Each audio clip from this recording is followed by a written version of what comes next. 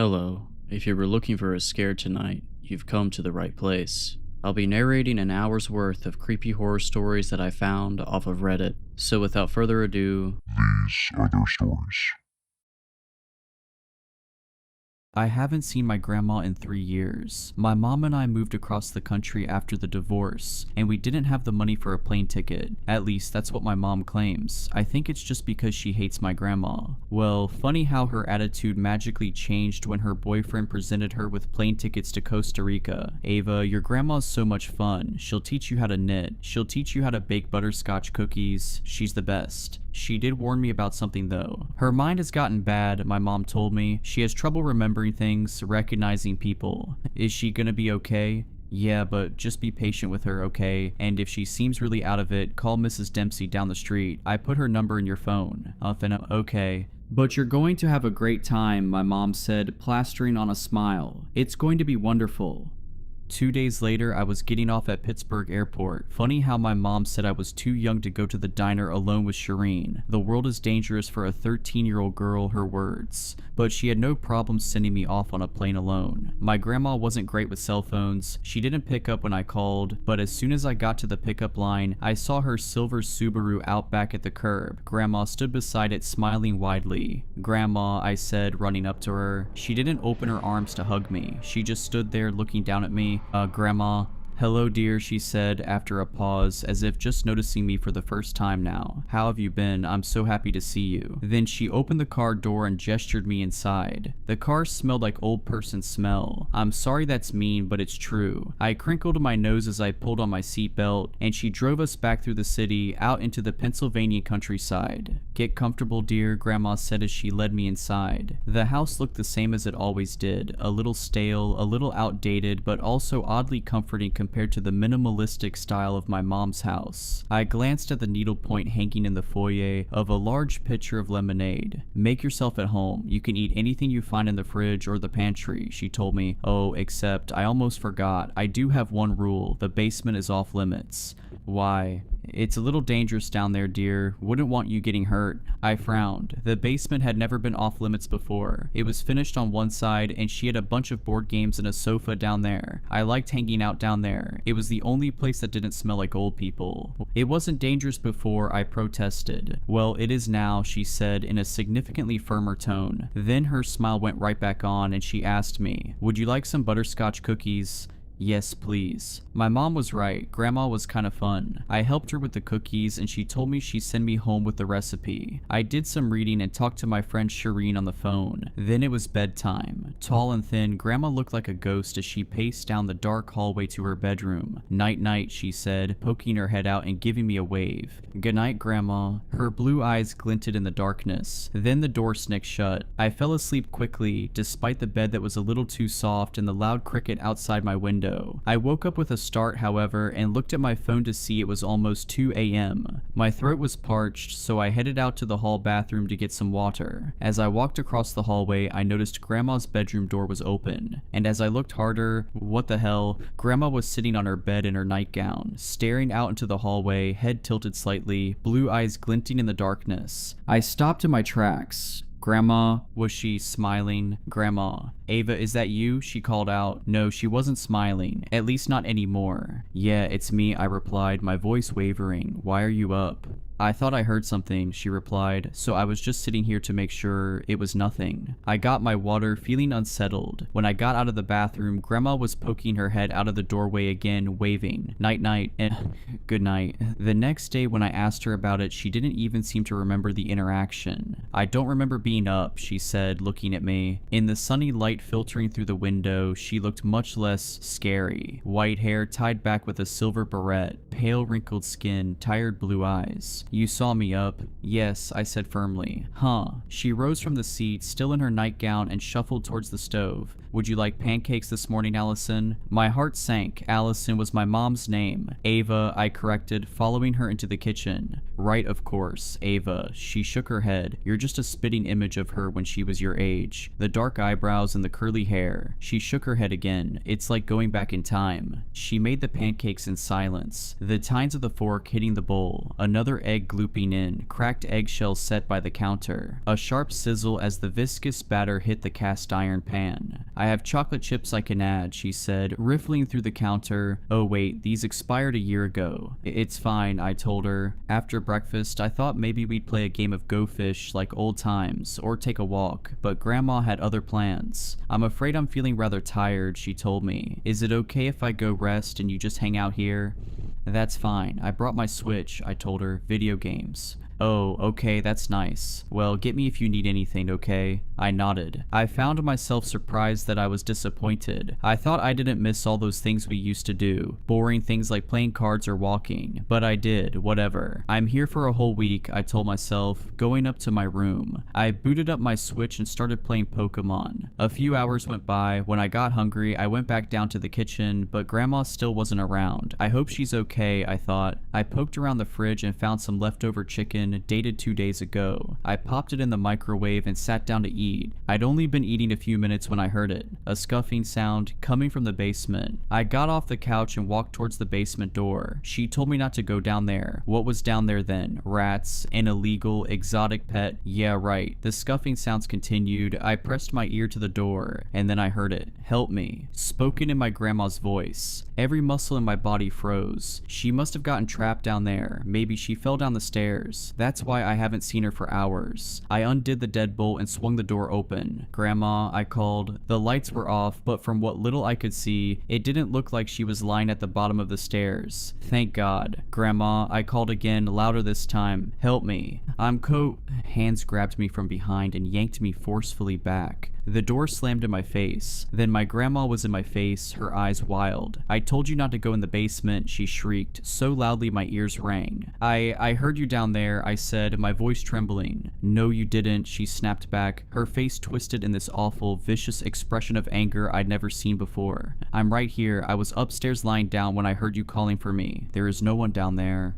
But I heard you, I said, tears starting to prickle my eyes. She just shook her head and walked away. For the rest of the day, Grandma sat in the living room knitting. Every time I passed by the basement door, her eyes followed me. I started to feel incredibly uncomfortable. When I went up to my bedroom to talk to Shireen, I could hear her footsteps outside my door. She was trying to be as quiet as possible. Her footsteps were slow and light, but I still heard them. When I came down for dinner, Grandma was all smiles. She served me a dish of warm lasagna, cheese melty and gooey on top, smelling of garlic and onion. Thanks, I said. It felt like she was trying to make amends for yelling at me, but when I sat down to eat it, she just stared at me. Aren't you going to have some? I asked, hovering the first bite next to my mouth. No, it doesn't fit my diet. This is just for you, Allison, she replied. Ava, I snapped back. I set the fork down. This was feeling like all kinds of weird. I stared at my grandma's face, a chill going down my spine. Her blue eyes were so intense, so cold. She seemed so different from 3 years ago. What kind of cake did you make me for my 9th birthday? I asked, and she tilted her head, staring intently. I don't remember, dear. You spent all day on that cake. Of course you remember. Her mouth became a thin line. She paused.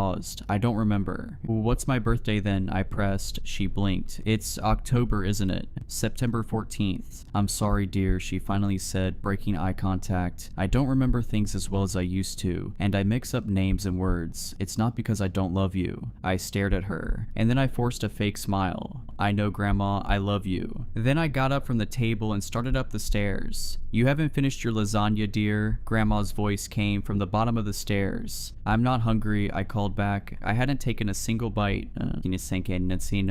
I think my grandma's a skinwalker, I whispered into the phone. Shireen gasped on the other end. What?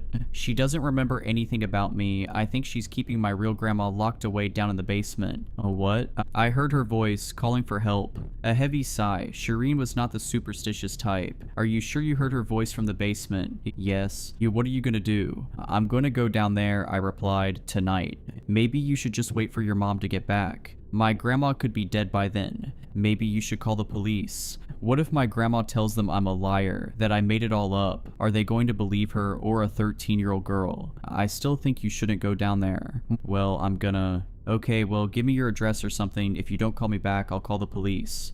Good idea. I gave her my address. She tried to talk me out of it for another 10 minutes, and then I hung up. Then I swung the door open and crept out into the hallway. Silence. Darkness under Grandma's or not Grandma's door. I was safe. I tiptoed down the stairs and walked over to the basement door. Then I waited for a few minutes to make sure not Grandma wasn't following me. Silence. I slowly, quietly slid the deadbolt. Then I swung the door open, creaking slightly on its hinges. I winced, hoping that didn't wake her up. No scuffing sounds, no voice calling for help. Maybe she's already... I swallowed the thought and started down the stairs. The light didn't seem to work, but I had my phone with me. The flashlight illuminated each step beneath me. I slowly made my way down. When my feet hit the cold concrete bottom, I swung the light around. All the blood drained out of my face. Sitting on the floor, chained to a support pole, was my grandma. Her head hung limply in front of her, white curls hanging over her face. Grandma, I called, my throat tightening. I hope she isn't already... Grandma lifted her head. The phone fell out of my hands. Her face. There was something horribly wrong with her face. Pure white eyes. A wide smile, full of pointed teeth. Skin that seemed to slough off her face in patches, revealing bone beneath. Number no.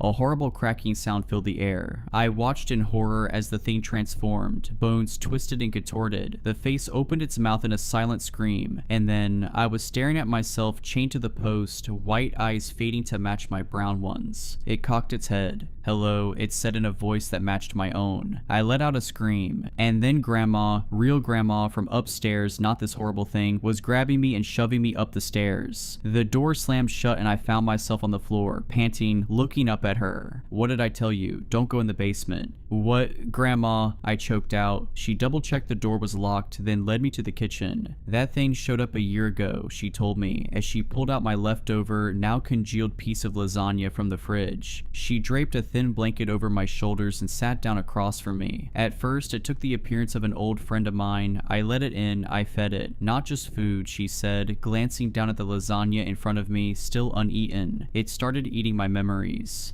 How?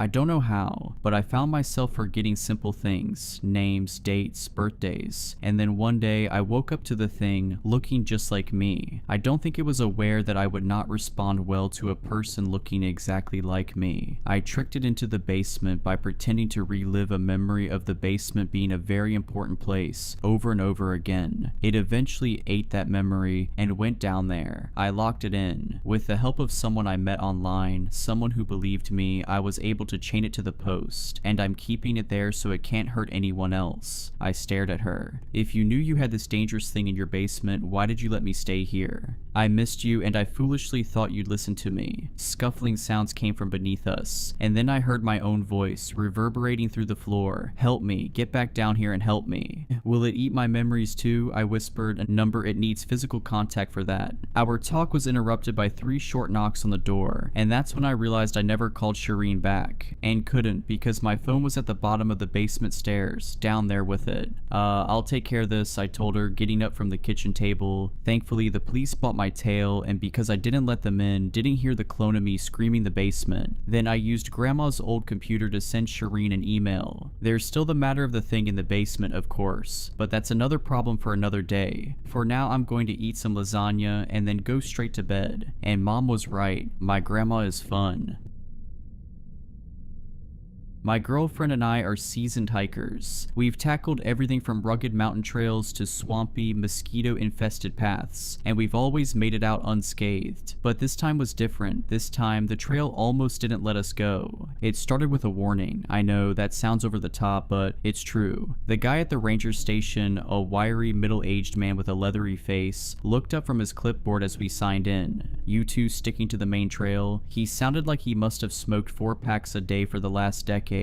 Planning on taking the loop trail up to the summit, I replied, we've been looking into it for a while and we think the weather's right for it this weekend. We've never been through Barak Park before, but we've heard it's beautiful. My girlfriend curled her arm through mine and rested her cheek on my shoulder. It's going to be great. I think he might have something special planned for us. I didn't. My smile turned nervous. The ranger hesitated, his pen hovering over the paper. Could he tell I didn't have a ring? Was he about to out me? Number. He braced a hand on the counter and leaned forward. eyes serious beneath bushy eyebrows. Stick to the marked paths, and if you hear anything strange like a kid crying, you keep walking. Don't stop, don't look, just keep going. What? My girlfriend gave a nervous laugh. Don't want you to get lost. The ranger's eyes didn't waver. People go looking for what they shouldn't, and not all of them come back. We decided it was just some backwoods superstition to spook tourists. What else could it be? So after we brushed off the nerves, we shouldered our packs and started up the trail. The first few hours were uneventful, just the two of us surrounded by towering pines, the crunch of dirt and leaves underfoot, and the occasional bird call. If you've ever been on a hike before, well, there you go. Standard day. My girlfriend kept looking over at me, eyes gone to honey. I didn't know why she thought this was a special proposal trip. It wasn't until we parked I even realized that's where her expectations were set, and my attention, yeah, I was trying to figure out what I was going to do to cushion the blow when we hit summit. Then we heard it, a child's voice crying. We stopped dead in our tracks. Amber froze, her eyes wide. Do you hear that? I nodded, my stomach twisting into knots. It sounded like a little girl, maybe 6 or 7 years old. Help me, she was calling out, her voice breaking with sobs. Please help me, mommy, daddy. Her voice grew quiet with fear. Anyone? Hello, are you okay? I called, my voice bouncing off the trees. The crying stopped. For a moment the forest was silent, too silent, no wind, no birds, nothing. Then the crying started again, louder this time, closer. We need to check it out, Amber said, already stepping off the trail. She waved her arms to the side to keep her balance as she made her way down the incline. Every instinct I had screamed at me to stop her. The ranger said, "Screw what the ranger said," she snapped. If it was your kid out there, wouldn't you want someone to help? She had a point. Against my better judgment, I followed her down the incline and into the trees. The crying led us deeper into the woods. Help me, someone, please. She sounded frantic, but the further we went, the more I noticed something was off. The voice wasn't changing direction. Normally, if someone's lost, their voice shifts as they move or turn their head. But this sound, it was static, like it was coming from a fixed point. The ranger's warning came back to mind. My steps started to slow down. Amber, I think we should go back. Something's not right.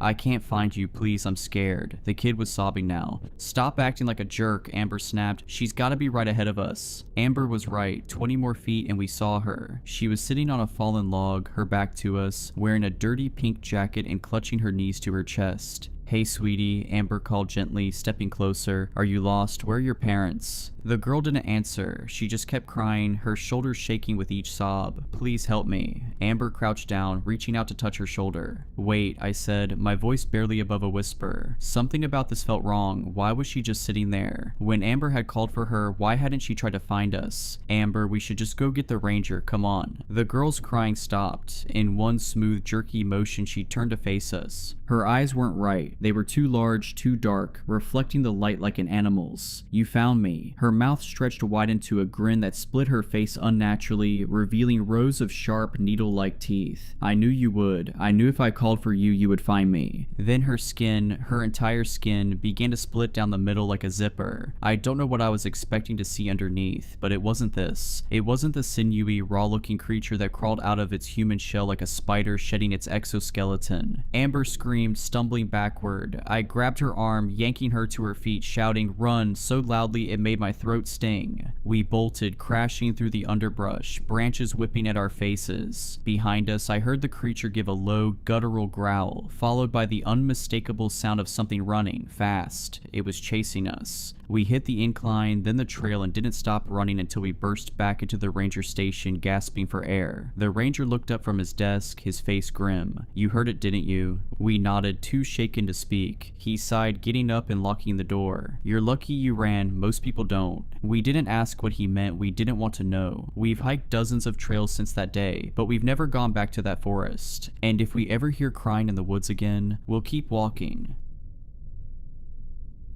So, I've lived in the same town all my life. I've never really been one of those people that wants to see the world. Not that there's anything wrong with that, it's just not my jam. I'm very content with my simple little life in a town of only about 6,000 people. The internet, more specifically Wi-Fi accessibility, hadn't quite reached us until a decade or so ago, and even then most were too poor to afford any kind of setup. Now, we're not backwards, incest-ridden savages or anything. I assume mostly everyone who's still here is pretty much like me, just happy with with their small life, like Mrs. Weller. She's a widow just down the road from where I live, and she's well known for taking in animals that need a second chance. She's got the acreage and know-how, as she's the only one around here that we could call a vet. Actually, she's the reason I'm writing this today. I've recently realized that some of the things that go on around here aren't exactly normal. You live somewhere long enough, and even if the status quo for us wasn't at all similar to how others live, we wouldn't really know. The closest town is separated from us by miles and miles of farmland, about a 45-minute drive, but we've got the dollar store, a small grocery place, gas station, and post office. So why would we ever have a reason to go poking around elsewhere, right? Despite having limited access to the internet at best, we all had a radio. We needed one, really. At least once a week we'd be informed about some kind of danger, I guess. To us it was the same kind of warning as the typical "there's been a crash on blah blah blah highway, so plan your route accordingly." Anyway, sorry I got to rambling. I'll get on to the good part, I suppose. A couple nights ago I had the radio on, just like my mama had always told me to do, when the familiar sound of an incoming PSA roused me from sleep. See, we were taught to always keep some kind of radio going, whether it was in the truck, at the dinner table, or while we slept. The little box on the bedside table started to sing out the alarm we'd all come to be familiar with, not dissimilar to a tornado warning on TV. After about 10 seconds of this, the male announcer began to speak. "Ladies and gentlemen, this is a PSA for county residents. Mrs. Weller has informed local police that a horse has chewed through the fence and escaped. Please, if you see this animal, stay far away and call 911 to report your sighting. If you begin to hear voices or have thoughts that are not your own, turn away and run. If you begin to feel faint or nauseous while looking at the animal, turn away and run. If the animal makes eye contact with you or begins to walk in your direction, turn away and run. If you cannot see any horse-like animal but begin to feel a heavy pressure on your chest, enter your vehicle or run home as quickly as possible. If you are inside your home at this moment, remain there until an update has been broadcasted notifying the capture of this animal. Lastly, remember that horses do not speak." Now, I hadn't been too worried about the announcement at the time since I was already in bed. Even though it's a small town, most of us usually lock our doors at night anyway. I regarded it the same way I do just about every time the PSA tones come across the radio. I made a mental note to keep an ear out for the all okay broadcast and drifted back to sleep, only a little bit concerned with the dull pain growing in my chest. I woke just fine in the morning. When I sat at the kitchen table, a thought started creeping up on me. I'd been so tired when the PSA called out last night, but as the grumble of the coffee maker softly filled the silence, I really took a moment to analyze the words. Well, of course horses don't speak. Everyone knows that, I thought. Even though our town, probably even our county, was indefinitely weird, I'd be confident in saying that all the residents are firmly rooted to reality. We know the announcements are strange, but after generations of tribal knowledge they kinda just fell into the background. Come to think of it, I really couldn't remember hearing about anyone around here leaving for a different life. I filled my cup, deciding that I'd run by the gas and munch for an egg sandwich so I could sit and talk with the other farmers while I finished breakfast. I got into the truck. The door latch is a little sticky, so I had to slam it loudly a few times before it shut. The sky was still dark, and the air was chilly and humid in the morning hours. I kept my handheld radio on the center console, as the radio in this old truck had stopped chugging years ago when that family of three-headed squirrels made a nest in my wiring harness that I was never able to fully fix. Not the only time I had to deal with those crafty little things either. Last winter they nested up in the attic with insulation and old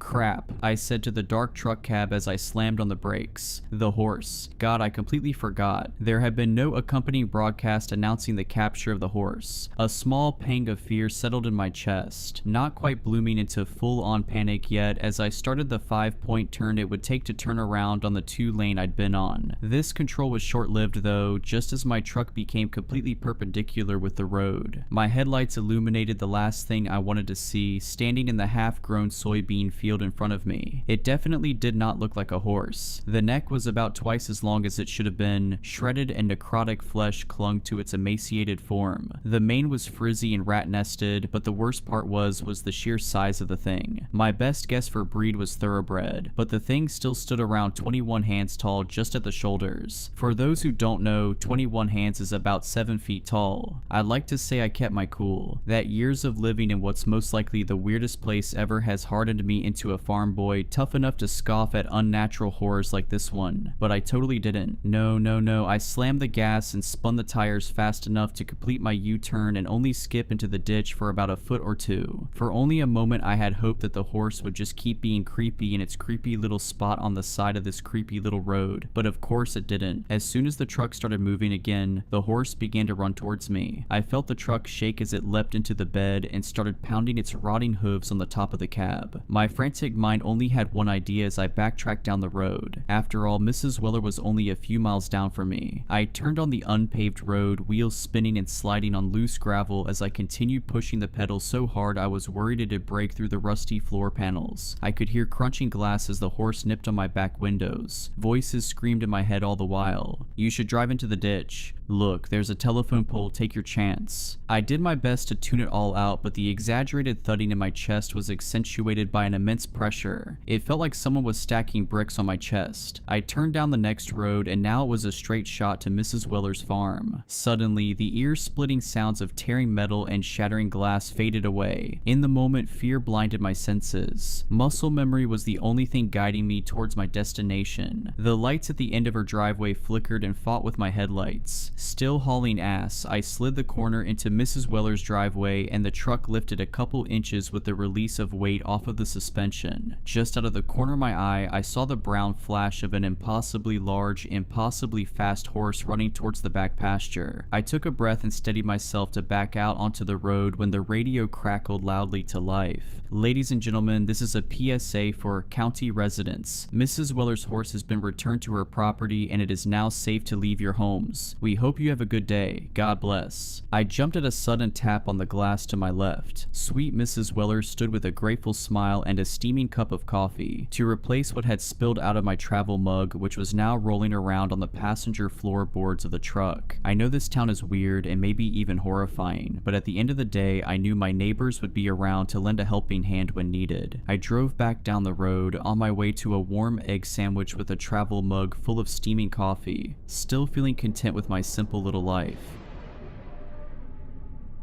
My son's furious screams echoed through the mall as I dragged him toward the clothing store, his feet kicking out in defiance with every step. People were staring as if I were the worst mother, but was too tired to care. His small fists pounded the air, his face flushed with frustration. "I don't want new clothes," he yelled. His shoes scuffed the polished floor as I dragged him forward. I muttered promises of ice cream, hoping to bribe him into submission. "Can we get mint chip ice cream?" he asked as he began to calm. As my son grudgingly stepped into the fitting room, I finally exhaled, hoping for a moment's peace. I glanced at my phone, scrolling through messages as I waited, relieved at the short moment of peace while he tried on the clothes. Minutes passed and I barely noticed. When I finally looked up, the fitting room was eerily quiet. I called his name but got no answer. Panic set in as I hurried over to the door, knocking gently. I swung the door open and was stunned to find it empty. The pile of clothes lay untouched on the floor. Where could he have disappeared so quickly? I thought to myself. As I searched around the store, panic turned to absolute dread when I realized there was no sign of him anywhere. The worst thoughts were running through my mind as I screamed his name. People looked at me dumbfounded when I asked them if they had seen my son. When I begged the security guards to check the CCTV, they brought me to the mall's control room. I watched closely at the screens as they scanned through the camera's feeds. When I spotted my son walking out of the store, the security guards were as stunned as I was when the person walking off with my son looked exactly like me. They even drove off in the car I drove to the store in. The police wanted to confirm I wasn't crazy when they suggested they drive me to my address, but when I spotted my car back in the driveway, I felt like I was going completely insane. The two police officers looked at each other when my house key didn't fit in the door lock. "Are you sure this is your address, ma'am?"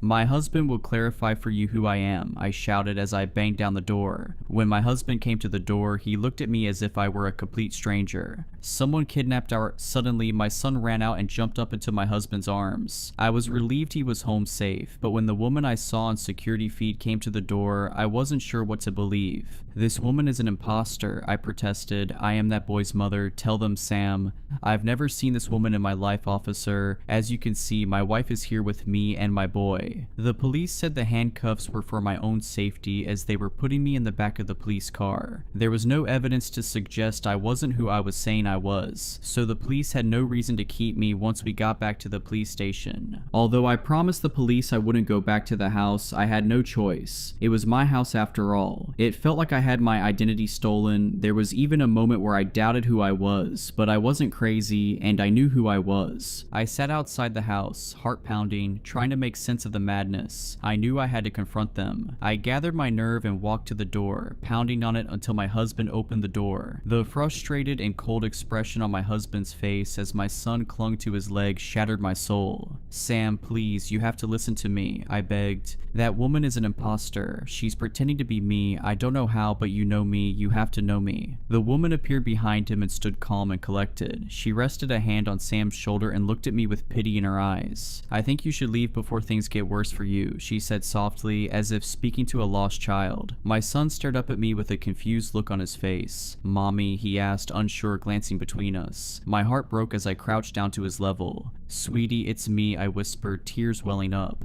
"I'm your mom. Remember our favorite bedtime stories? We went to the mall today. You were upset about getting clothes and we were going to get mint chip ice cream afterward." His face scrunched up in confusion, but before he could say anything, the woman stepped forward. "Honey, we already had mint chip ice cream at home, remember?" she said, kneeling down next to my son. Sam pulled my son close, his eyes narrowing at me. "I don't know what you're trying to pull," he said coldly, "but this is my wife and our son. Please leave us alone."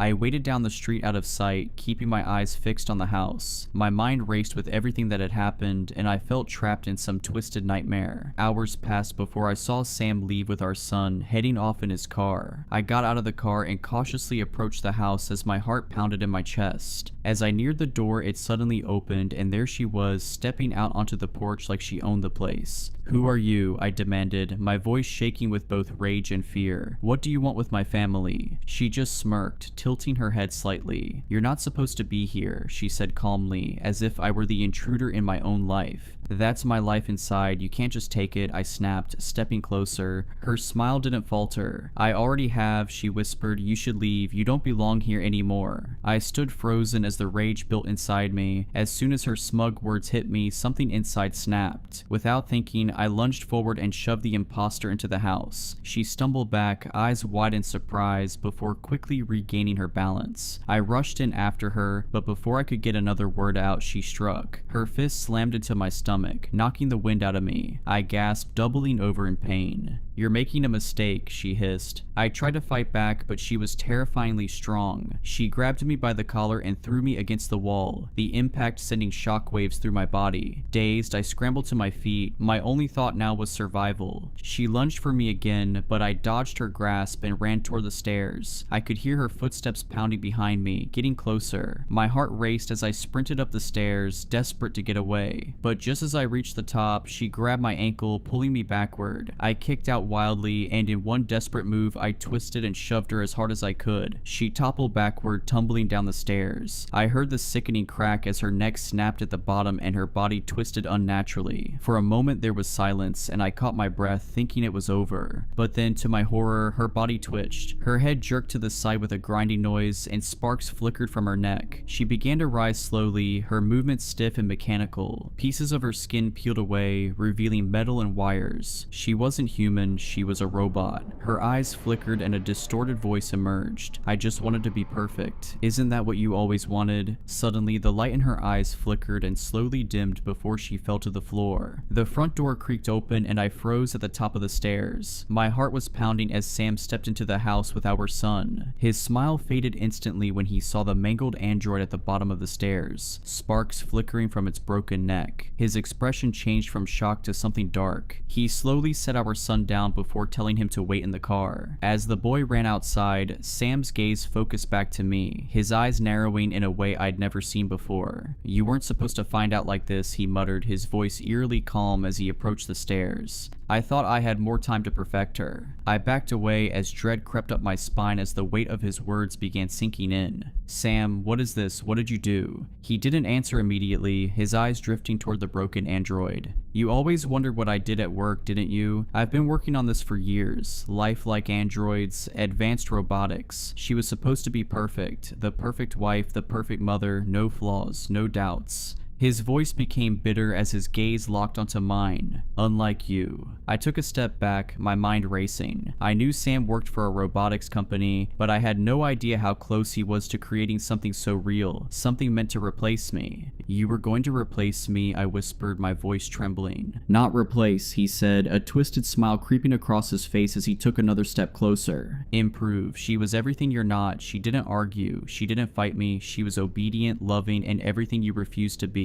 Panic surged through me as he edged closer, his demeanor growing more threatening with every step. Sam, you can't seriously believe this, I said as the words struggled to get out of my mouth. You try to build a family. He chuckled darkly, his eyes gleaming with something unhinged. I did more than try. I succeeded. My heart pounded in my chest, but all I could think about now was getting out and getting my son and running as far away as possible. I bolted for the door, adrenaline kicking in. You're not taking my son, he shouted. I slammed the door behind me, sprinting for the car, grabbing my boy before Sam could reach us. I booked me and Daniel into a hotel until I figured out what we were going to do next. My heart was still racing from the chaos we just escaped from. The room was quiet, a stark contrast to the horror that had unfolded at the house. For a moment I allowed myself to breathe, to feel some relief. We were safe, away from Sam and his twisted creation. Let's get you cleaned up, buddy, I said softly, trying to keep things normal for Daniel. He smiled up at me, innocent and unaware of the nightmare we just fled. I filled the tub with warm water and helped him in, watching as he relaxed, splashing happily. For the first time all day, I felt a sense of calm wash over me. I sat on the edge of the tub, running my hand through his hair, grateful that we'd made it out together. But then something strange happened. Daniel's movements grew stiff and jerky. He stopped splashing and his head tilted to the side in an unnatural way. My heart dropped. Mommy, I don't feel good, he said, his voice distorted. Water fizzled around him and I saw tiny, almost invisible sparks at first coming from his neck. No, I whispered, backing away in horror. His skin began to peel, revealing metal and wires underneath. Sam hadn't just built the perfect wife, he was trying to build the perfect family.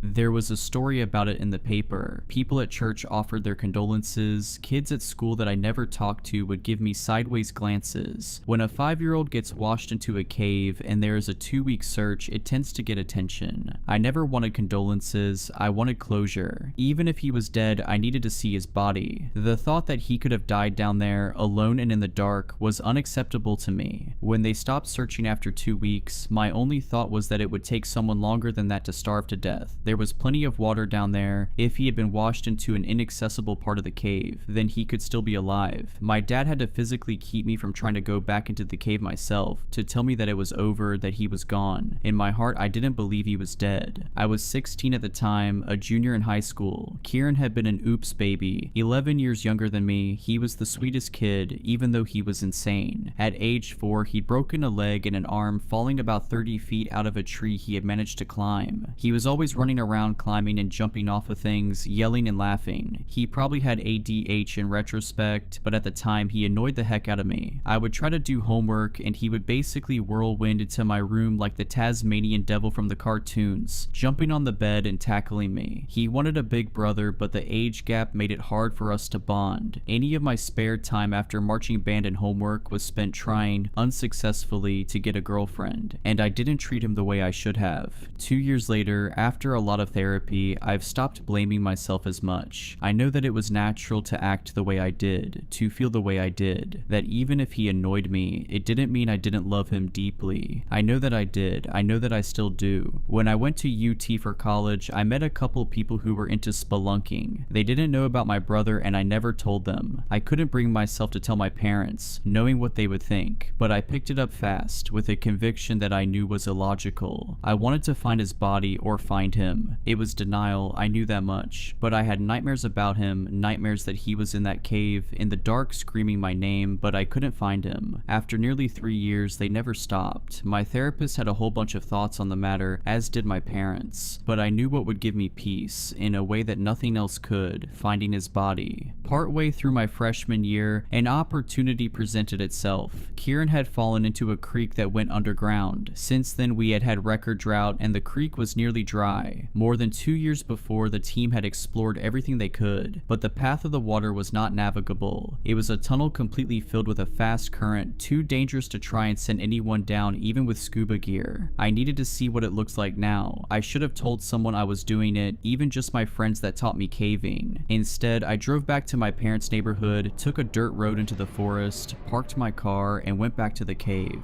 For anyone not from that part of the country, it's all limestone. Water eats through it easily, and there are caves everywhere. Most of them aren't as deep as this particular, but it's normal if you have a few acres of land to have a cave on it. This particular one was in a gully a couple hundred yards from the house I grew up in. Getting my gear out of the trunk, I walked through the familiar hickory and maples, feet crunching on the dry leaves, down the rocky hill to the creek. The mouth of the cave was small, only about 2 feet high and 3 feet wide. I could still picture the yellow tape, the police officers directing volunteer search parties day and night. Standing there in the quiet forest, I stared at that black opening as I had so many times. Even though the cave was significant, they'd already explored everything they could, mapped it thoroughly. The water didn't even go over the top of the rocks in the bottom of it as I crawled through without getting wet, besides a little mud. I had the cave maps they made memorized, but still carried a laminated copy. Following the weak trickle of water, I crawled a little ways until the ceiling got high enough to walk if you kept your head down. All I had to do was follow the water about 100 feet, then see if the tunnel was clear. That was the only way its body could be. It smelled earthy, with decaying leaves in the weak flow. Looking back over my shoulder, I turned a bend and saw the last bit of reflected sunlight fade out of existence, leaving only my headlamp. Watching my step on the slick, muddy rock, a little salamander wriggled out of the way through the silty water. My heart was pounding in my chest as I made my way deeper into the earth, seeing how little water there was. Every inch of the cave had been checked, except for where I was headed. If the passage was clear, I would be the first person to ever go into that part of the cave. Well, the second. The black hole was shaped like an oval, a little over a foot tall and about 2 feet wide. 1 to 2 inches of water ran down the bottom of it. A knot formed in my throat, half feeling like I would cry and half feeling like I was scared. I knew that I should get someone else, but I couldn't stand thinking about what they would say. They would say there was no point, that the body would be washed too deep or buried, and that it could be too dangerous, and to let a professional do it. Instead of getting help, I began to drill. The rock was all limestone, and it didn't take too long to get 2 secure bolts drilled to anchor my rope. I put on my harness and got onto my stomach. It's hard to tell just how steep slopes are in a cave, but the water gave me a good idea. I would be squeezing through this hole and essentially rappelling down. Looking in with my headlamp, it seemed like the top was a narrow point and that it might open up. I'd never done anything this tight and steep with water in it, but something pushed me into that black opening, where I could hear water falling far below. Night after night of dreaming, Kieran was down there alone, screaming, terrified. It was a tight squeeze, tighter than I liked. To rappel, I had to have my face down toward the water and turn my head so that I could breathe. I inched down, struggling to use the equipment in the tight space. Progress was painfully slow, as I had to try and turn myself onto my left hip to reach the ATC scraping into the rock on my stomach. Getting out wouldn't be any easier. The rock pressed in on me harder and harder as the angle got steeper and steeper. I was essentially in a tiny tube with a waterfall, going more and more vertical. My problem was that the tube was not equally wide in all places. It was carved by water and would get narrower or wider on whims that I couldn't predict. I'd heard horror stories of Nutty Putty Cave, where the caver got stuck in a vertical shaft like this one, and it didn't help. I was coming up on the narrowest part yet, but it looked like it would open up below that. I'd taken my helmet off so that I could squeeze through better. In the tight space with the water splashing my face and running through my shirt and pants, I began to feel fear. Not fear like you feel standing near a ledge. That's a manageable type of fear you can step back from. Not a fear that you feel in the pitch black, unsure of what's around you, you can just find a light. This was a fear beyond that. A fear that each foot of vertical rock builds incrementally inside of you as you know your escape becomes harder and harder. A fear that each pound of pressure as the rock smashes into your chest so that you can't breathe increases. A fear that right here, right right now. If you panic, you will die. I promised myself that my parents wouldn't lose 2 sons to this cave, that if it got any tighter, any steeper, I would turn around. Just before my will broke, my chest scraped through a tight spot, and the tunnel began to open. I almost dropped my helmet down the shaft, but managed to put it back on. From the sound of the water falling, I could tell I was entering a large chamber. Shining my light around, there was a domed ceiling with a few small stalactites. A huge murky pool of water was below me, and I couldn't see how deep it was. Large rocks were piled around the edges, and it seemed like the water was shallower on the other side. I rappelled down until my feet hit the water. They just kept going down and down until I was chest deep and stopped feeding rope. There was no way to know how deep the pool was, but I knew I would have to swim. The rope was my lifeline, and I couldn't leave it. I did an awkward side stroke, pulling with one arm and trying to feed out rope with the other underwater. I'd never tried it before, and I wouldn't recommend it. It sort of felt like I was going to drown, the weight of my clothes and shoes and the rope making it nearly impossible. Eventually, I made it 30 or so feet away from the waterfall, and felt my boots start to sink into silty mud. Drenched and breathing hard, I found a rock to sit on. I felt as if I might throw up from the exertion, now that the adrenaline was wearing off. A new sort of dread filled me as I looked around. This wasn't a small cave system, and I could hear the water going even deeper. I couldn't be sure, but it looked like there were other tunnels made by other water sources meeting up with this one. Should I follow the main current, as that was likely where Kieran's body would have gone, or should I try to thoroughly map every tunnel I could find branching off of this chamber? The memory of his loss was fresh in my mind, but it had been almost 3 years. What would I be looking for? What would be left of his body? Scraps of clothing or bones? Regardless of what my dreams told me, what else could there be? I had decided to take a few minutes to rest, to gather my thoughts. Rushing things wouldn't help. The sound of water was a white noise, and I began to look around more calmly. I noticed a pale little fish swimming in the murky pool in front of me. All I can remember was a loud cracking sound. Thank God I was wearing my helmet, or I would have been dead. It's strange how when you get hit on the head, you can lose your sight and sense of balance, but still hear things. I was shocked, but knew that I must have a concussion. There's no way for me to know if I was unconscious for a second or a minute, but I tried to scramble back to my feet in a panic. A rock had struck me from above. It must have come off of the steep side of the chamber, from a hidden ledge. My leg was hurt, I could tell that much. There was a sharp pulsing pain on my calf that I'd never felt. It was bad. I kicked my leg by reflex, only realizing consciously what my instincts had already figured out, only seeing the impossible as my dazed head turned around, and a scream escaped my mouth. He was eating me. The emaciated boy was pale as death, bloody teeth digging into my leg. Blind eyes were wide open, deep in their sockets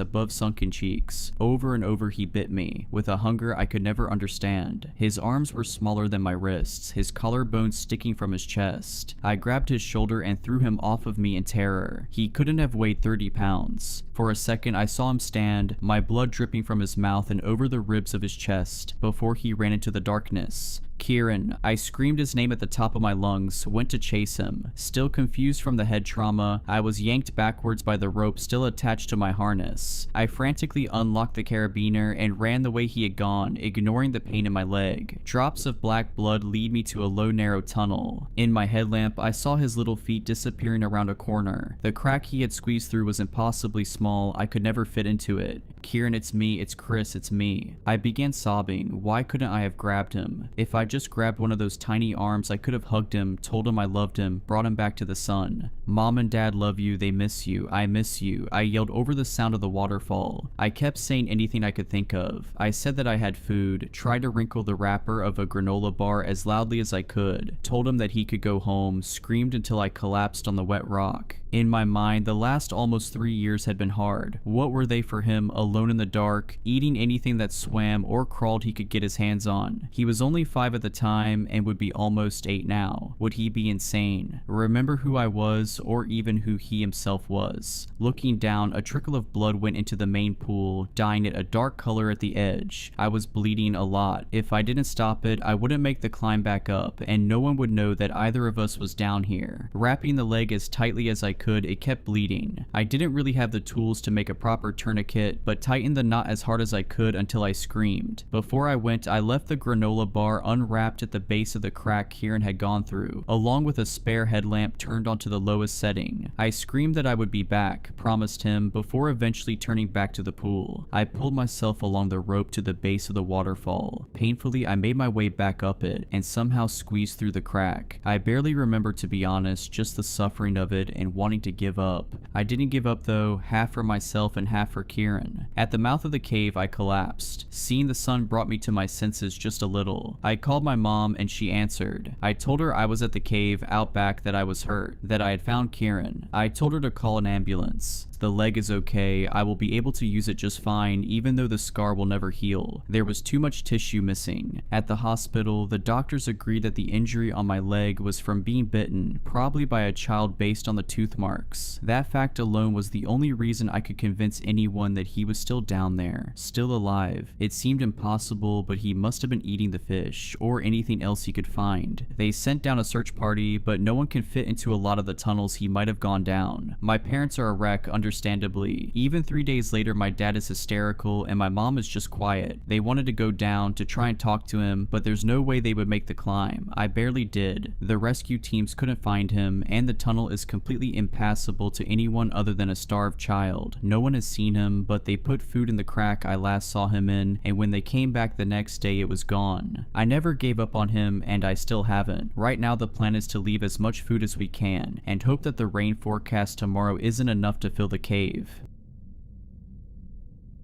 My friends won't believe me, my family thinks I'm crazy, and if I keep trying to convince them, they're probably just going to lock me up. But I need help, and I think that strangers online are my last hope, so I'm begging. If you meet me, if you see me walking down the street and I say hello, if you meet me in a bar and feel inclined to buy me a drink, or if you match with me on a dating app and make plans, kill me. End it. I don't care how it's done. I'd prefer it to be as painful as possible, but I know that's probably a lot to ask. It's already a lot to ask someone who doesn't know me to commit murder on my behalf, and I'm sorry to put such a burden on you, but I truly can't do this any longer. Let me provide you with some context. I might have gotten ahead of myself, but I came on too strong. Don't leave yet, please. At least let me explain to you what's been going on. Maybe, hopefully, once you hear this, you'll be on my side. Maybe you'll believe me. Hell, maybe you've experienced this too. I can't be the only one who has experienced this. It started 2 months ago at Meech's. Meech's is a small bar that my friends and I used to go to every Friday night. They had a karaoke night and everyone got free nachos with the purchase of a drink. It was a routine we had been sticking to for almost a year now, ever since Melly moved into the apartment complex down the street and found the place. Anyway, it was a Friday night, probably around 10 p.m. because I remember that Jonas had just arrived and he got off his shift at the hospital at 9 on those days. Melly and I had just performed a tipsy version of Fleetwood Mac's Rhiannon, and we were giggling and stumbling back to our booth when he intercepted our path. He said his name was Tony, short for Antonio. He said he was new in the city and had just moved here from Idaho or Iowa, I don't really remember. He wanted to talk to me, he said I had a nice voice, and he enjoyed my performance and he would like to get to know me a bit better. I agreed because he was my type. Dark hair, green eyes, stubble on his jawline. He smelled like Tide laundry detergent and something else that reminded me of my childhood friend Istra's house. It felt familiar to me, and so I followed him to a booth near my friends, and we talked for the entire night. Our first date was dinner and a movie, a classic first date. We watched Heart Eyes, which he loved, but I said wasn't my style. We went to this expensive French restaurant after, a small place that was almost an hour away, and we had wine and ate our dinner while a woman sat in the corner of the room and sang La Vie en Rose. It was romantic, he was romantic, it was a great date. The first bad sign didn't feel like a bad sign when it happened. You know what they say about hindsight? It started with him going by his full name instead of Tony. He said he had always gone by Tony because he preferred it. He thought Antonio was a mouthful, that Tony made him sound like a fun, easygoing guy while Antonio made him sound like the opposite. And then, that day, he changed his mind. "You've never gone by Ella or Stell?" he asked me one evening as we were walking through a small street fair that the city put on every year. Nope, just Stella. I've always been completely Stella," I replied as I took a sip of my soda. "Really? You've never gone by a nickname? Not even as a child?"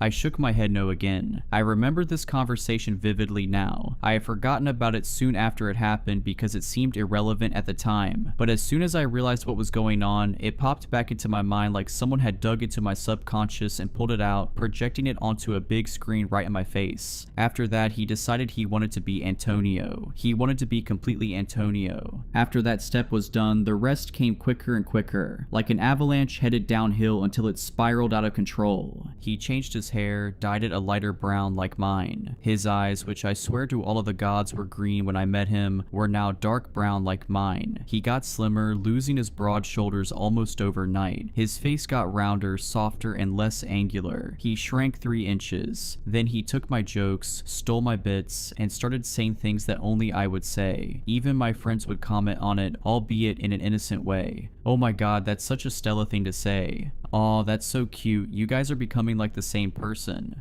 Ugh, I love when couples start to adapt each other's mannerisms. Except we weren't doing that. He was stealing all of my jokes. He was taking all of my catchphrases. He would use my references that he didn't even know previously. He stole my style, swapping out his Vans, jeans, and button-up shirts for thrifted boots and band tees. He got glasses even though he didn't need them, and he went vegetarian. The worst part about this, the part that pissed me off the most as this was taking place, was the fact that everyone acted like I was insane. They acted like he had always been like that. He never went by Tony. Stella, what are you talking about? His eyes were never green. I think you're misremembering. Maybe it was the lighting in the bar that night. He's always been the exact same height as you. It's impossible for someone to just shrink. It was such bull crap. It's making me mad all over again to think about it now. Nobody believed me. I tried showing them photos where you could clearly see the differences, and it was like they didn't notice them, like I was the only one who could see the photo as is. I need to calm down. I'm not finished telling you my story, and I worry about you getting bored. I need you to believe me. So, would you believe me when I tell you that about 2 weeks ago he became me? I mean, he literally became me. He morphed into a clone of me. He goes by my name, he wears my face, and hangs out with my friends. I almost had a heart attack when I saw it the first time. It was like I was looking in a mirror, a screwed up mirror who had taken over my life. My friends acted like nothing was wrong, like he had always looked like that. They didn't think we looked alike at all. They didn't think it was weird that we had the same name. Everything was just a big, fat, stupid coincidence to them. It's so infuriating it almost makes me laugh. So that's where we are now. He, or I don't know, it can't be human, can it? Whatever it is has become me, and it's ruining my life. He picks up my medications, takes my esthetician appointments, takes my Pilates classes, hangs out with my family, everything. I need you to kill him.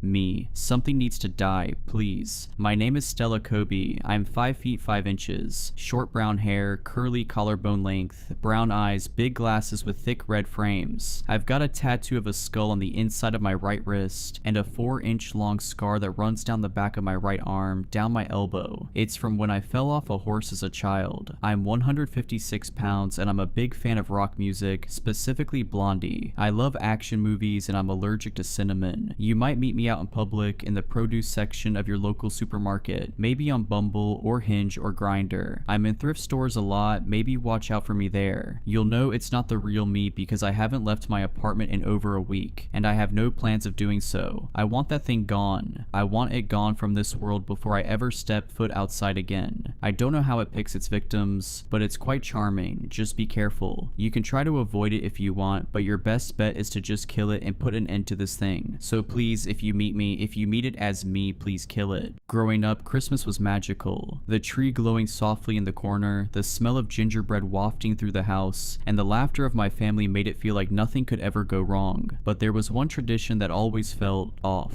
Every Christmas Eve, just before bed, my parents would gather us around the fireplace. They'd turn off all the lights except for the glow of the fire and hand each of us a small bell. "Shake it once for Santa," Dad would say with a smile. "He needs to hear you." So we did. We'd each shake hour bells in unison, filling the room with soft jingling, and then my parents would blow out the fire. And that was it. When I was young, I never thought twice about it, but as I got older, I started to notice strange things. The next morning, the fire would always be relit, even though no one got up to do it. There were faint charred handprints on the bricks surrounding the fireplace. One year when I was about 12, I asked my mom why we did it. Her face turned pale. "It's just tradition," she said, brushing me off. But that answer wasn't enough. Last Christmas, I decided to stay up. I was 16 and too curious for my own good. My parents and little brother had gone to bed, the house was silent, and the fire had been snuffed out. I sat in the dark, the faint scent of smoke lingering in the air, waiting. At first, nothing happened. I almost gave up and went to bed. Then I heard it, a faint jingling, like someone shaking a bell far off in the distance. I froze. The sound grew louder, closer, until it was coming from the chimney itself. I held my breath, staring at the dark opening, my heart pounding so hard I thought it might burst. Something moved. I didn't see it at first, but I felt it. The cold draft that followed as a tall, gaunt figure emerged from the chimney. Its limbs were unnaturally long, its head bent to fit under the low ceiling. Its skin was ashen, flaking, with dark burns trailing up its arms, and it was holding a bell. It raised the bell slowly and shook it once, the sound sharp and clear in the silent room. I couldn't move. Its head turned toward me, hollow eyes boring into mine. A jagged smile spread across its face as it whispered in a voice that sounded like crackling fire, "You're not supposed to watch." The room went black. I woke up in my bed the next morning, trembling, my clothes reeking of smoke. My parents acted like nothing had happened, but when I went downstairs I saw a fresh set of charred handprints on the fireplace and a bell sitting on the mantle. I haven't shaken a bell since, but every Christmas Eve I hear it, and every year it gets louder.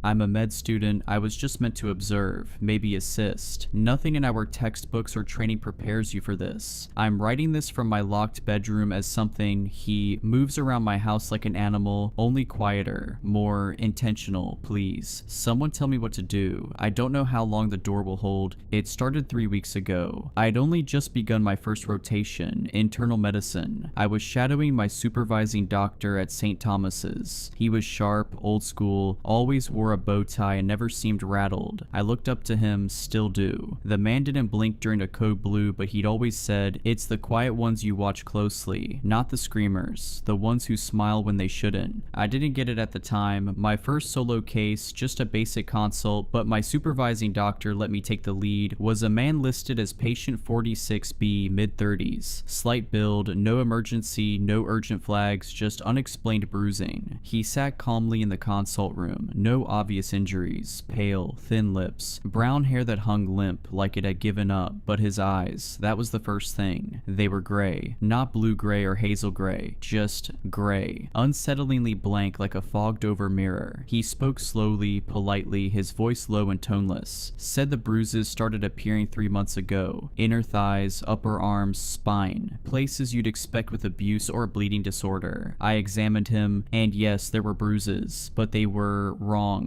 The edges weren't purple or yellowing like healing ones. They were pitch black with a red core, as if something inside was trying to get out. I remember asking if he was on any blood thinners. He said no. I asked about substance use, alcohol, anticoagulants. Never touched a drop, he replied with a smile that felt like someone else's mouth wearing his face. I was unsettled, but I had to write something down, so I chalked it up as possible immune thrombocytopenia, gave him a mild corticosteroid prescription, and told him to return in a week. "We'll run more tests," I said, "probably nothing to worry about." I regret those words. When he returned a week later, things escalated. He looked thinner, same dark clothes, same blank expression, but there were more bruises, his neck now around his jawline and several across his scalp like blotches of ink. He didn't sit this time. He stood in the corner of the consult room, facing the wall like he was in timeout. "Lucas," I asked. That was the only name he'd given. "You okay?" "I can hear them now," he whispered, "in the walls. They want out, but they like you." I glanced at the mirror, wondering if this was some elaborate psych eval trick, but it was just me, alone, with him. He finally turned. His pupils were dilated, almost consuming the irises, and there was blood under his fingernails. "I don't scratch," he said, as if reading my mind. "They move around inside me. I'm not doing it." I referred him to our liaison psychiatrist. I also requested a follow-up with internal. Something didn't add up, physically or mentally. "We'll get you seen again soon, I told him. Just hang in there, okay? He nodded. You should lock your doors more, especially after dark. You're warm. They'd like to wear you. The next day, I visited the psychiatrist's office to check in on the referral. The secretary looked up confused at first, then her expression shifted, something quieter, tinged with sadness. He hasn't come in. You haven't heard?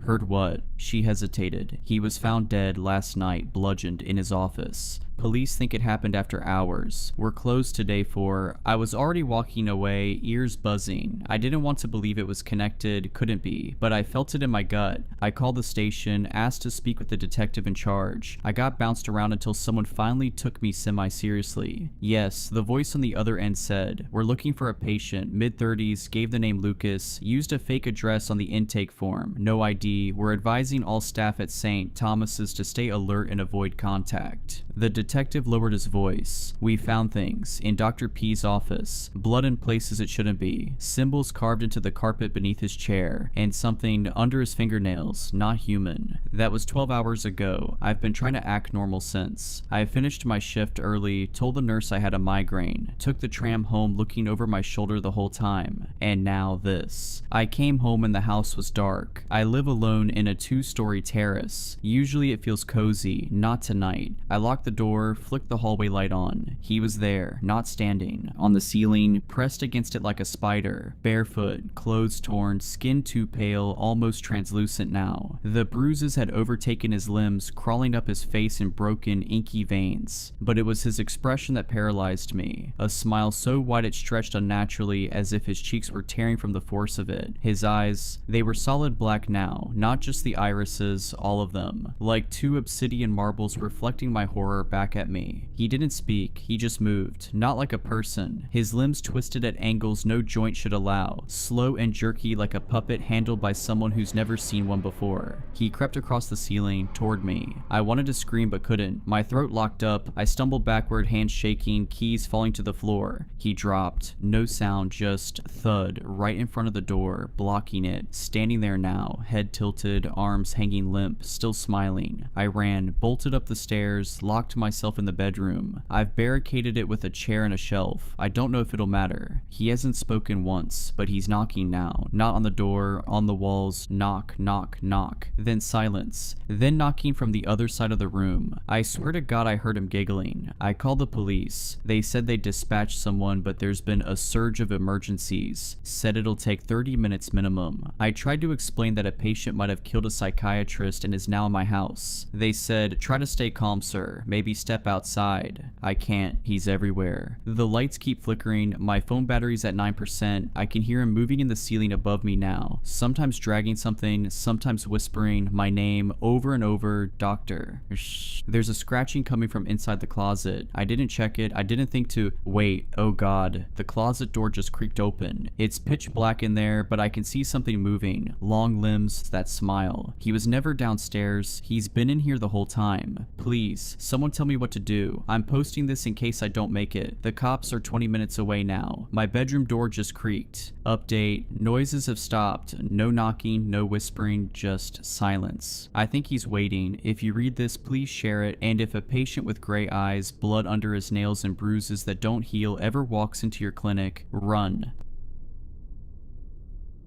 I never thought I'd be writing this, but I feel like I need to tell someone what's happened. Jake and I had been together for 3 years when we started talking about getting engaged. We both loved antiques, you know, items with history and stories embedded in them. Every weekend we'd hunt together through antique shops and estate sales, searching for all sorts of forgotten treasures. That's how we found the ring. The perfect ring. At least that's how it felt then. It sat in a locked case at Madame Eloise's shop downtown. A deep blue sapphire set in an intricate gold band with delicate filigree. Art Deco, unique, perfect. I knew it immediately. Jake, ever the romantic, insisted on buying it then and there. He shooed me from the store, promising to make it special. 2 weeks later, on a warm evening, he led me to our favorite park bench beneath the willow tree we always loved. He knelt, eyes bright with excitement, and presented a small velvet box. I knew what was inside before he even opened it, but when my eyes finally fell on the ring itself, my heart stuttered and I seemed to forget everything I knew. My mind went blank. Where did you get this? I asked, fingers hovering over the gold band. Jake grinned. You know where?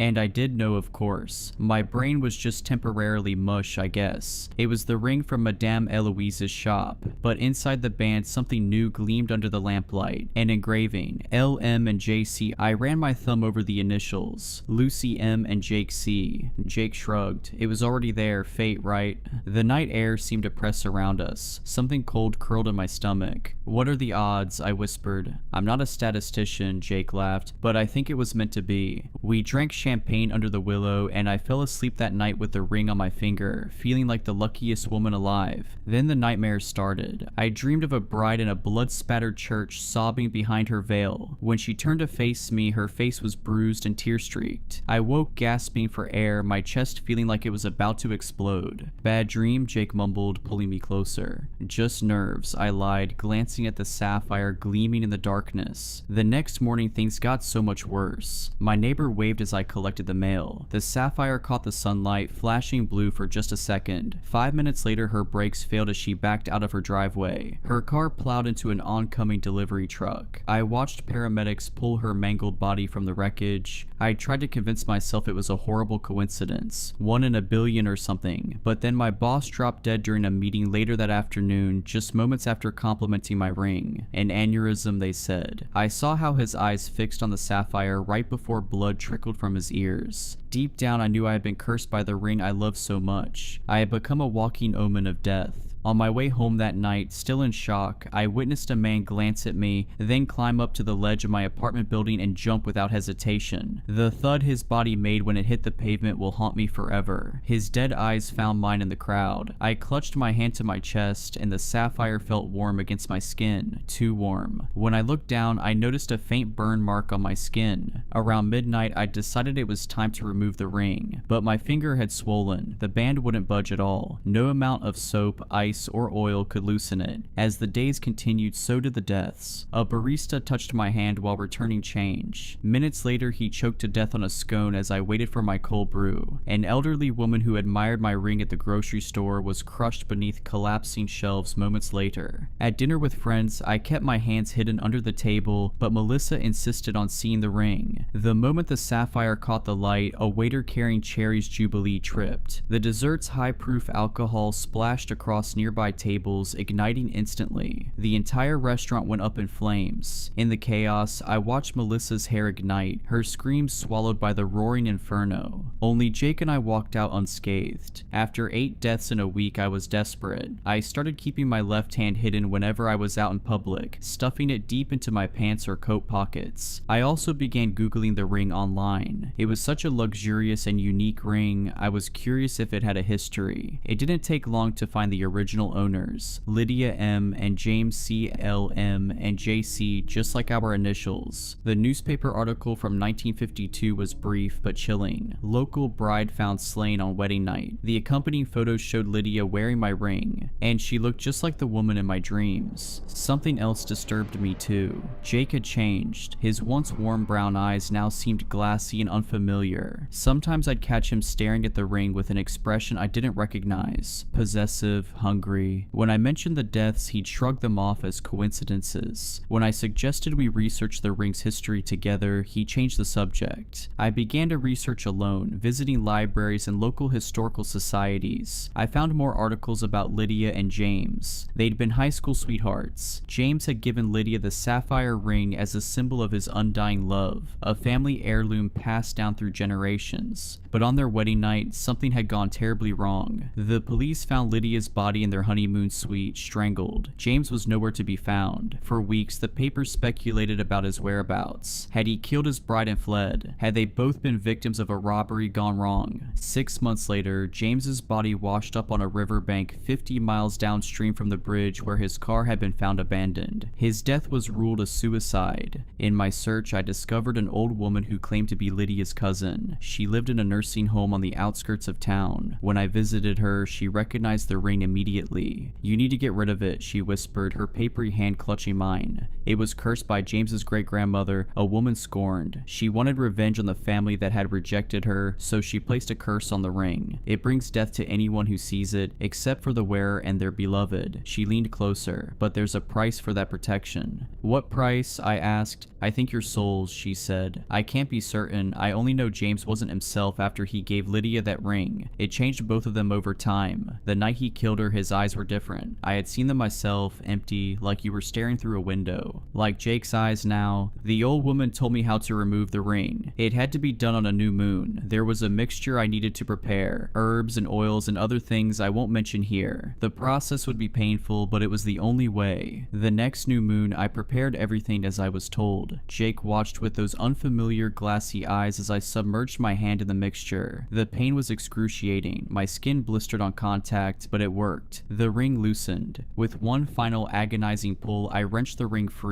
My finger came with it, severed cleanly at the knuckle. Blood poured from the wound, but I felt only relief as the sapphire glowed with rage. Jake lunged for the ring, but I was faster. I dropped it into a cloth bag and tied it with red thread 7 times exactly as instructed. We drove to the old bridge at the edge of town. The bag seemed to get heavier with each mile, and I could swear I heard scratching coming from inside it. At the center of the bridge, we stood in darkness, staring at the black water below. No moon reflected on its surface. Are you sure? Jake asked, his voice finally his own again. I nodded, clutching my bandaged hand. It has to end. He held the bag over the railing. For a moment, it seemed like he couldn't let go, like the bag was stuck to his hand. Then, with visible effort, Jake opened his fingers. The splash below was small. The ripples disappeared quickly. It's been 3 weeks, no accidents, no deaths. Jake is himself again, though he remembers everything. We both do. When Jake and I drive over that bridge, we both fall silent, staring at the water below. Sometimes I dream of the river bottom, of silt slowly covering the cloth bag, of water flowing endlessly over hidden things. In these dreams, I see fish swimming near the bag, then darting away suddenly. The ring is down there, waiting. Is it truly contained, or simply biding its time? When I wake from these dreams, my missing finger throbs with phantom pain, and I wonder if somewhere in the darkness of the river, a sapphire pulses an answer.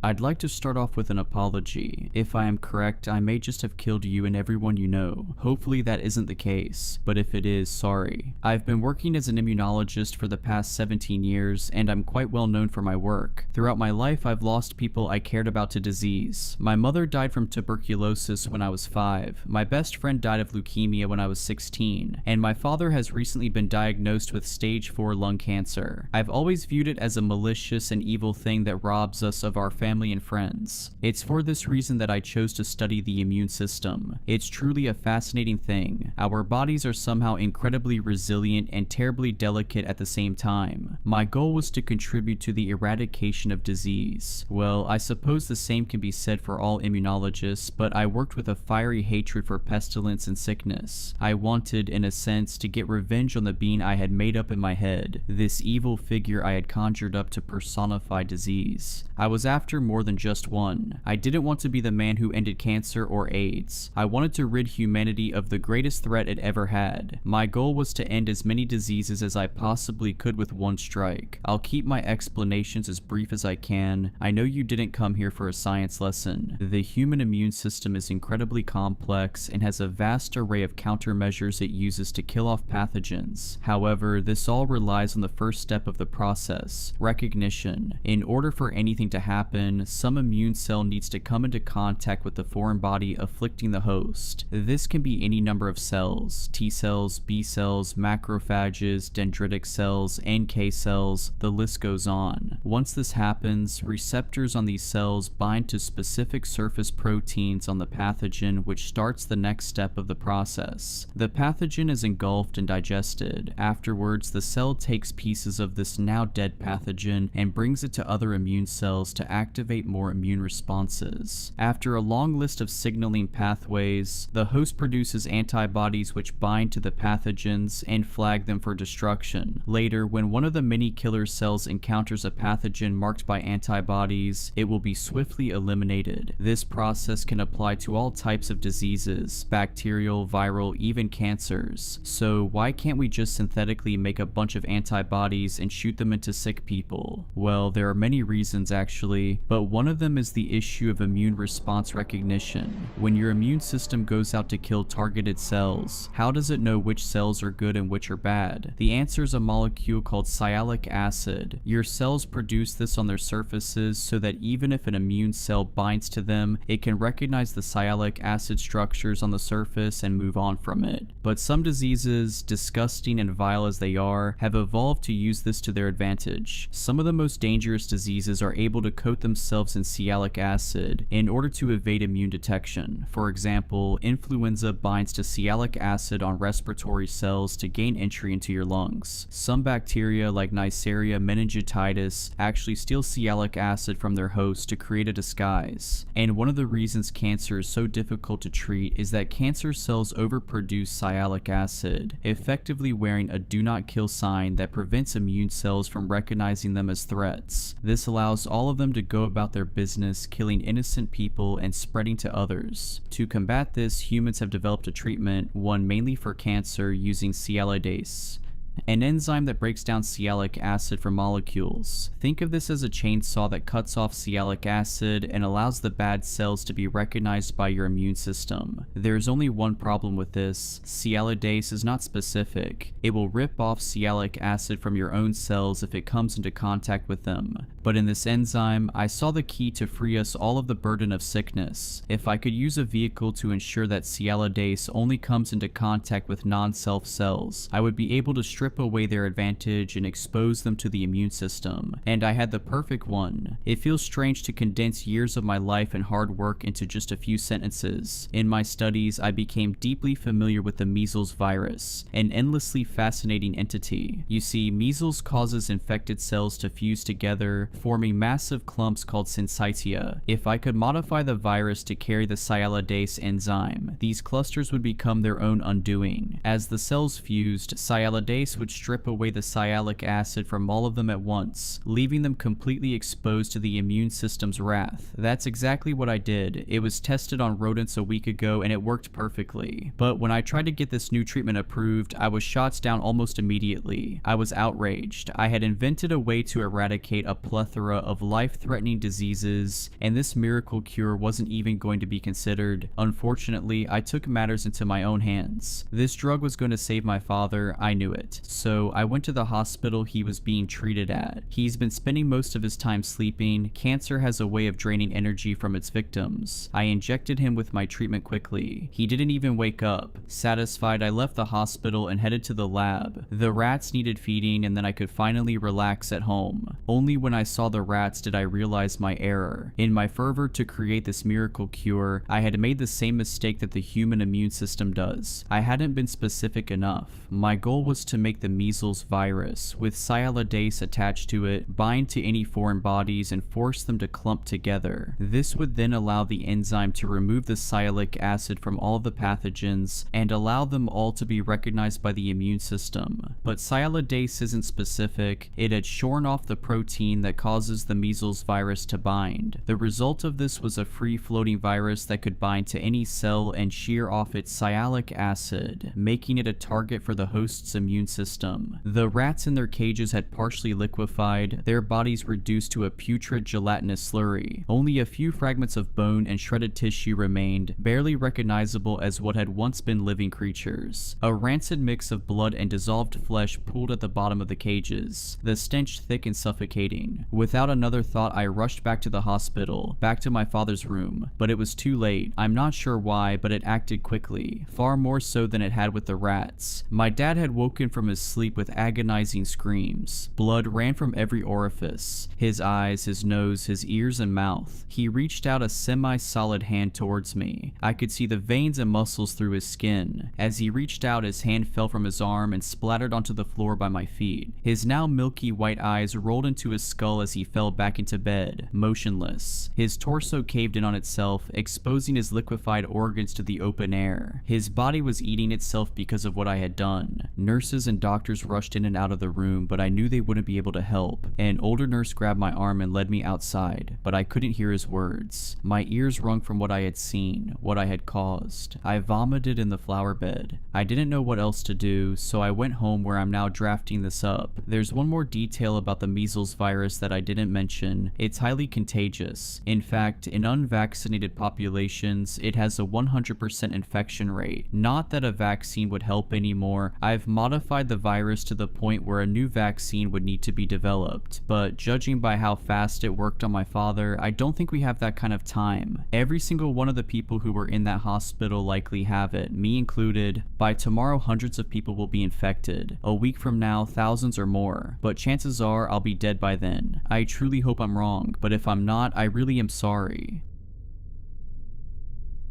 To anyone who finds this message, my name doesn't matter, but my story might. I am, or rather, I was a lead engineer at a top secret research facility deep beneath the ice of Antarctica. Our mission was simple: to explore and harness the power of an ancient technology buried miles below the frozen surface. What we discovered was something that should never have been awakened. The project, known as Obsidian, a codename we now know was more fitting than we ever realized, began with the discovery of a massive, perfectly preserved structure detected via satellite scans. This structure, buried under 4 miles of solid ice, was unlike anything on Earth, an impossibly smooth obsidian black pyramid emitting faint electromagnetic pulses. In December 2021, my team was dispatched to the site with cutting-edge drilling equipment to breach the ice and gain access. The project was classified at the highest levels of global security. Only a handful of people even knew it existed. As we tunneled closer, the pulses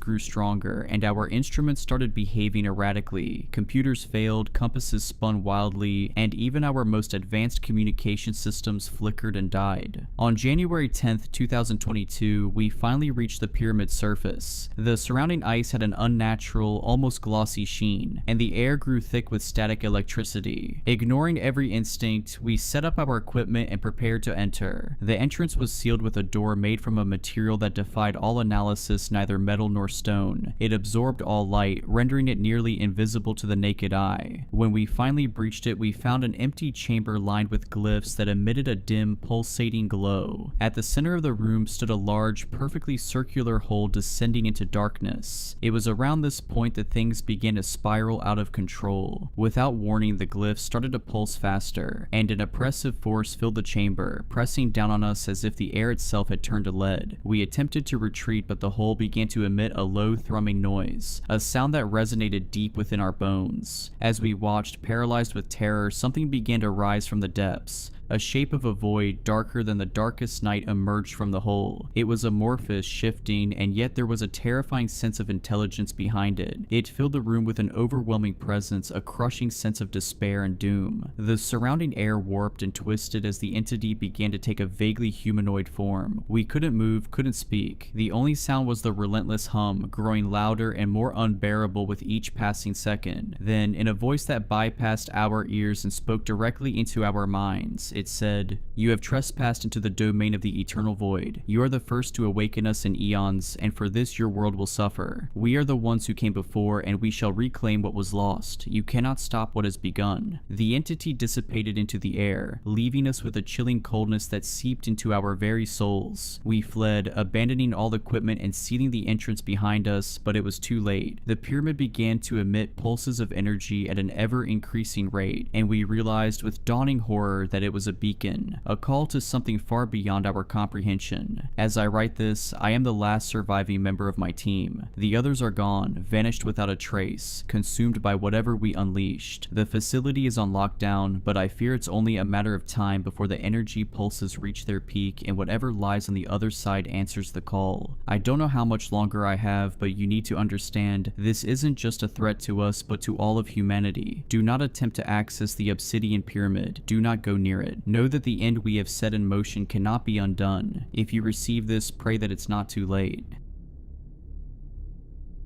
I barged through my front door and sprinted up the stairs. I made a run for the bedroom door before kicking it open. "I know he's in here. Where are you hiding him this time?" I screamed. My wife Susan was shocked to see me back from work and was sitting in bed reading a book. "I don't know what you are talking about, honey. I've been here all morning." I could tell from the red glow on my wife's cheeks and the beads of sweat rolling down her forehead she was doing more than reading a book. "I know that scumbag is here. I can still smell his stinking aftershave." I grabbed the blankets and ripped them off the bed. Susan tried her best to cover her naked body. "It's 2 in the afternoon. Why are you in bed naked?" Susan looked like a rabbit caught in a headlight. She stuttered as her brain tried to make up a plausible answer. I began tearing the room apart when suddenly I heard the sound of labored breathing coming from the closet. I felt a rage of red mist descend upon me before whipping open the closet doors. As I drove back to work, I couldn't get the image of Mason Bradley and his fat gut on top of my wife. Intrusive thoughts about my wife's infidelities permeated my mind as I drove my truck. At 37, my life wasn't where I expected it to be. My dreams of running my own company were as broken as the beat-up pickup truck I used to drive to work. My truck rumbled up to the gates of the steel mill. The security guard at the gate barely acknowledged my existence as the truck roared past him. As I turned into the car park, I noticed my boss Big Ed waiting for me. As I got out of my truck, Big Ed came scurrying over. For a man who ran a $1 million company, he always looked as if he was out panhandling for his next meal. His slacks were 2 sizes too big and he wore the same t-shirt every day. "What are you doing tomorrow, Jack?" I hated how Big Ed spoke to me. He had a habit of spitting after every sentence and would sometimes spit directly at me. "I was going to surprise my wife tomorrow and take her somewhere nice." Big Ed hitched his slacks up onto his gut. "Listen here now, Jack. My car's been giving me some trouble and I need you to service her. Couldn't you get someone else to do it?" I could tell he was getting annoyed with my attitude. "If you want your job Monday, you will do what you're told." He had me over a barrel and knew I couldn't afford to lose the only job the town had to offer. "I'll be over first thing in the morning." I arrived at Ed's dilapidated mansion. Ed was outside with his car swooning over her like it was some beautiful young woman. His face lit up as he ran his hands over the bonnet of the truck. "Be gentle with her, she's all I got," said Ed. Ed looked slightly smarter than his usual unkempt manner. "You got a date, Ed?" "When the cats are away, the mice will play," said Ed as he gave me a mischievous wink. Ed pulled a red handkerchief from his back pocket and wiped the sweat from his forehead. "I see one scratch on her and I will snap your neck." I was weary from a long day babysitting Ed's car. All I wanted to do was throw my feet up and have a nice cold beer. I stepped in my front door and was suddenly hit by a familiar smell. It smelt like Big Ed's nasty cologne, but I was too tired to take much notice. My body ached as I grabbed a beer from the kitchen before collapsing onto my chair. As I sat there, sipping beer and reevaluating my life's predicaments, I noticed something sticking from the armrest of my couch. I walked over and picked up the red piece of cloth. The same red piece of cloth Big Ed used to wipe the beady sweat from his grubby forehead. I unfolded the cloth, and to my dismay, there was Ed's name embroidered in the hanky. I was heartbroken and furious. I knew what it meant, and all I wanted to do was tear the house down with my bare hands, but I knew better than to let my anger get the best of me. My eyes welled up as I sped down the country road. I turned the radio up full blast to drown out my intrusive thoughts. I was too embroiled in a battle with my conciseness to notice the dark figure walking in the middle of the road. By the time I noticed it was too late. I slammed on the brakes and covered my eyes before the car came to a halt. To my relief, I couldn't find any signs of someone injured. I convinced myself stress was making me go crazy. As I tried jumping back in my truck, I heard someone approaching from behind. "Having trouble, buddy?" I felt a cold chill up my spine. Something was telling me to run, but my legs had turned to jelly from fear. A dark figure stepped out from the shadows of the looming trees overhead. "I thought I had hit someone with my truck," I nervously explained. I couldn't make out who I was talking to. All I could see was an outline of a tall, dark figure. "I hear you're having trouble with your wife." "Do I know you?" I nervously asked. Suddenly, the dark figure came into focus, revealing an old man. He took something from his pocket before handing it to me. I couldn't believe my eyes. It was Big Ed's red handkerchief. "How did you—" I began stuttering. "What is it you desire?" asked the old man. Suddenly, a strange feeling swept over me. A feeling of intense euphoria crept up from my toes, flooding my brain. I wished every man who sleeps with my wife would get sick and die a slow, painful death. The words seemed to come out of my mouth as if someone else was saying insane. Suddenly, everything began to spin, and before I knew it, I was back in my truck. I reluctantly drove into work after spending a night in a dingy motel. All I wanted to do was punch Big Ed in his fat face, but with my marriage on the rocks, I knew I couldn't afford it. When I arrived, I was surprised to see Mason Bradley wasn't at his station. I didn't give it much thought until I saw Big Ed coming from the bathroom, looking like death warmed up.